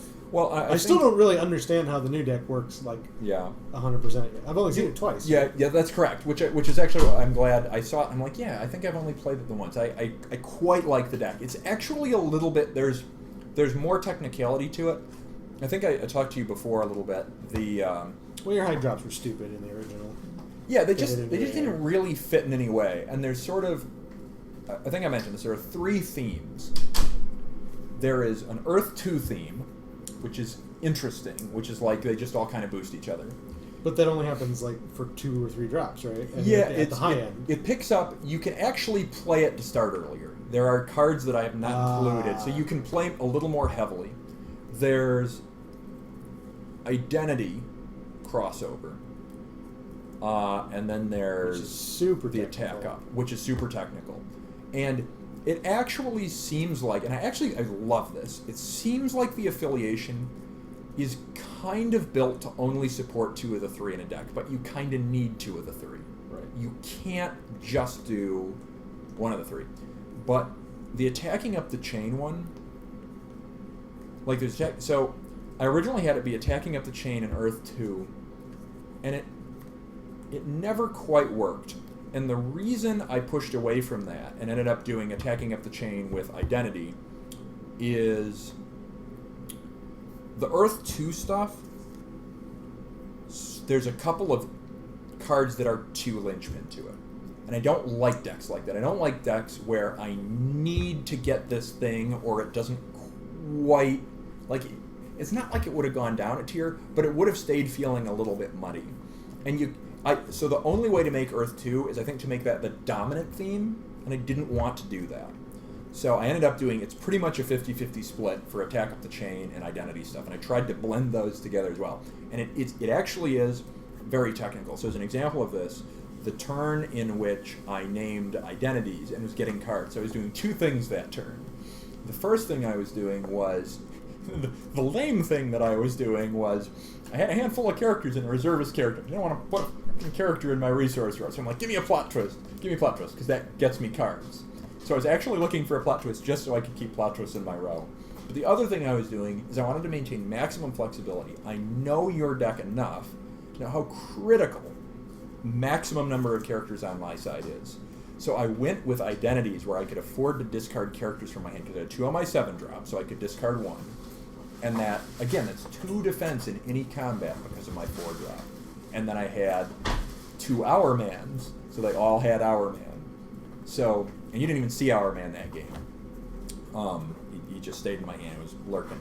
But it was... They were all Hour Man. They were all Hour Man. And so, and plus, I play those cards then, so that on 7 I can actually fire Scott's Power, and I don't need to worry about it because I've already played the plot twists that are most interesting. There are some really good plot twists in the deck that we didn't see, which I'm happy about. There's still some fun surprises in there that we may never have seen on stream, but it is actually much more technical than it was, but it is also way more gratifying, and it feels like it doesn't just flap away at the end worthlessly, and just relying too heavily on that early game setup. I feel like it's actually got a mid and a late game now, and I will say I did enjoy, and I do love, the redirect to Vartox, and then oh my god, that was obnoxious. I've done it to you, I think, maybe 4 times. It's so but frustrating. You never see it coming. You can't see a double reader. Like, it's ridiculous. That's absurd. And that's why that card is in that deck. Oh, it's absurd. It's an absurd play. And it's so... Oh, that's frustrating. I think my favorite one is to Bouncing Boy. I hate that so much. That's the Oh, worst. you're attacking Vartox. I mean, you're attacking Bouncing Boy. Oh, he went back into my hand. That's crazy. And you foil my attack, steal my initiative, and get Bouncing Boy in your hand. And you do 3 useful things, and I have done nothing. Yep. It's like my initiative was that is probably the most vicious play in the deck, because against that deck, I think I've only got 2 of those. But. Oh my god! But against that deck, initiative is so valuable. That first play is so critical, and for you to quadruple foil it and then bouncing. I think bouncing boy bounces when he's stunned, not when he's attacked. So you're right. So I guess the attack technically would resolve, and sometimes I'll eat some breakthrough a little bit of damage for that, but which it's worth it. Right. Which if you're doing that, it's well worth it every time. Pay 5 endurance to bounce bouncing boy and exhaust my whole team, and it's like, yeah, you're in jerk face. No, you can't see double redirect coming. You can't see. A little. Is it Schadenfreude? You're my dear friend Kyle, but I love how angry that play makes me. No, that's fair. You're allowed. You're allowed. I mean, I feel bad that the rest of the deck makes you really grumpy, but that play. No, it's a great play, and you had to build the deck to support that play. So I have to concede that you at least need the foresight, the setup, and the cards. So it requires a lot of pieces, and it's very hard to begrudge. Like, it pisses me off because of how powerful it is, but I acknowledge the creativity in putting it together and in seeing it. You have to technically play to achieve that result. So I respect the play, even though it angers me. Like, there's other things that are infuriating. The most infuriating things are things you feel like you just can't do anything. Like things like, I mean, just things where it's like one card is ridiculous and always versatile and useful kind of stuff. Those are, like that play is not as annoying as fucking Atomic Skull. I hate Atomic Skull. I actually think that is the exhaust deck is very frustrating, but as I've always said, if I can keep pace with it early game, I can make an interesting game of it. I can win occasionally. I still lose a majority of games against that deck. I need you to miss a few pieces or my draw to totally match you point for point. But the Atomic Skull deck, if you... Well, it turns out you only need me to miss Candor. Secret weapon. Kind of nailed everything else in that. You did. I felt really good about it. But I was nailing some stuff too. And I will also say there's a very circumstantially weird thing that happened that game, and I'm not going to tell you what it is because it isn't what it's supposed to do, and I did it anyway, and it mattered. And one day you will see the one other crazy thing in that deck, and it's so great. I'm going to do it. I'm going to cheer, and even you will probably be like, okay, that's pretty hilarious, and cheer a little bit and then lose, but it'll be great. It'll be so great. I understand. So it's something you would have done but didn't? There is something among all of the powers you saw in the board. You saw a lot of plays that game, a lot of things. There's one thing that plays into something much bigger that you have not ever seen in any game of Versus ever, because it is part of the new modifications and structure of the deck. I play that one twice. That's true. So there's a lot of opportunity. That's why I do enjoy that deck, but it's a tiring one. I mean, I don't... On the flip side, I don't love the Avengebolt deck, the Atomic Skull deck, because it's not very technical. Right. It's very simple, and it's... Did I get the ongoing plot twist or not? If I got the ongoing plot twist, it's really good. Probably the most technical play in it. It's powerful, and it's enjoyable because it's potent. It is potent. That only gets me so far. I mean, I didn't play it for years because I was uninterested in it, and I play it mostly now just we don't have very many S variety. decks. I don't, anyway. I wonder if there's some other S decks that you could throw together. Yeah. I mean, you've looked for a lot of decks, but there's... I think I have the decks I'm going to... The problem is, like... There are ways I can make my decks more powerful, but they make them less fun for me to play. Yep, totally. Well, and that's why JSA, like Chris hates he hated it so much, but actually it was my least played S deck for that exact reason. It's because I felt really gratified in the midsection, and then it became uninteresting. And so the late game, which is what you want to be the most exciting part of the game, where you're doing the most, like, it's enjoyable to either have an early game that provides you a gratifying payoff in the late game, or a late game that on its own does something interesting. And that deck only did it if I got like 15 specific cards, and it was still an effective deck. It was still an S-tier deck with a boring circumstantial late game, which meant it was like doubly frustrating, because then my wins felt more hollow, because I didn't even have to work for them for the late game, because if I just got that early game set up, it was enough. Well, okay. Devil's advocate. Sure. Would it be possible to build that deck and just lop off the top end? Like, can you play more of that early game as the late game and have it be effective? Because that probably would have been how I built it. Yeah, that's a good question. Because I'm a lot more comfortable, and it might be why my decks are less effective. Right. I'm a lot more comfortable playing with weirder character curves than that's totally true, and I think that one does have a slightly odd character curve compared to some of my other decks. No, that's reasonable. I don't think so, and there are a couple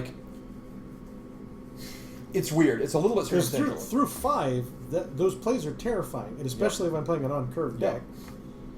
I can't deal with your little characters, and whatever you're doing with your big characters, I don't care because I can't deal with your little characters. Yeah. So if you just have like little characters more little characters, that would not be, terrifying. The answer. I'm not saying you should rebuild the deck or that deck should be built. I was just curious. Right? Is it a possibility? So here's what I say. Maybe, but I'm not sure it would be interesting because the technicality of that game is kind of low. Like, you do stuff, to your point, it's like, it's a little bit of power fantasy. You do have some technical choices, like where you put your T-spheres really does matter, sometimes a little bit of stats. But really, I actually pulled one of my, I don't actually think, I'm going to check real quick, wrong deck. I think I pulled one of the characters that Chris hated the most. Let me see if he's still in here. He's not in here anymore. I pulled...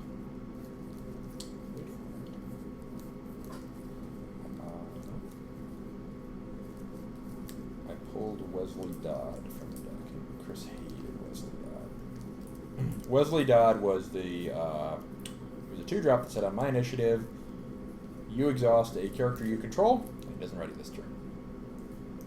I just hated that so much. Because it was like... That's a stupid character. It was a stupid character. And his stats weren't great, and he was not good on your initiative, because you just hit him. Bop. You choose or I choose? You would choose, but they do stay exhausted for an extra turn. So he's like a... What's the dude I have? KG Beast? Yeah. With an exhausted for an extra turn. And he's a real more jerk. appropriate stats, I would assume. KG Beast has weird stats. Yeah, he doesn't have like... Yeah, I think he's a 2-3.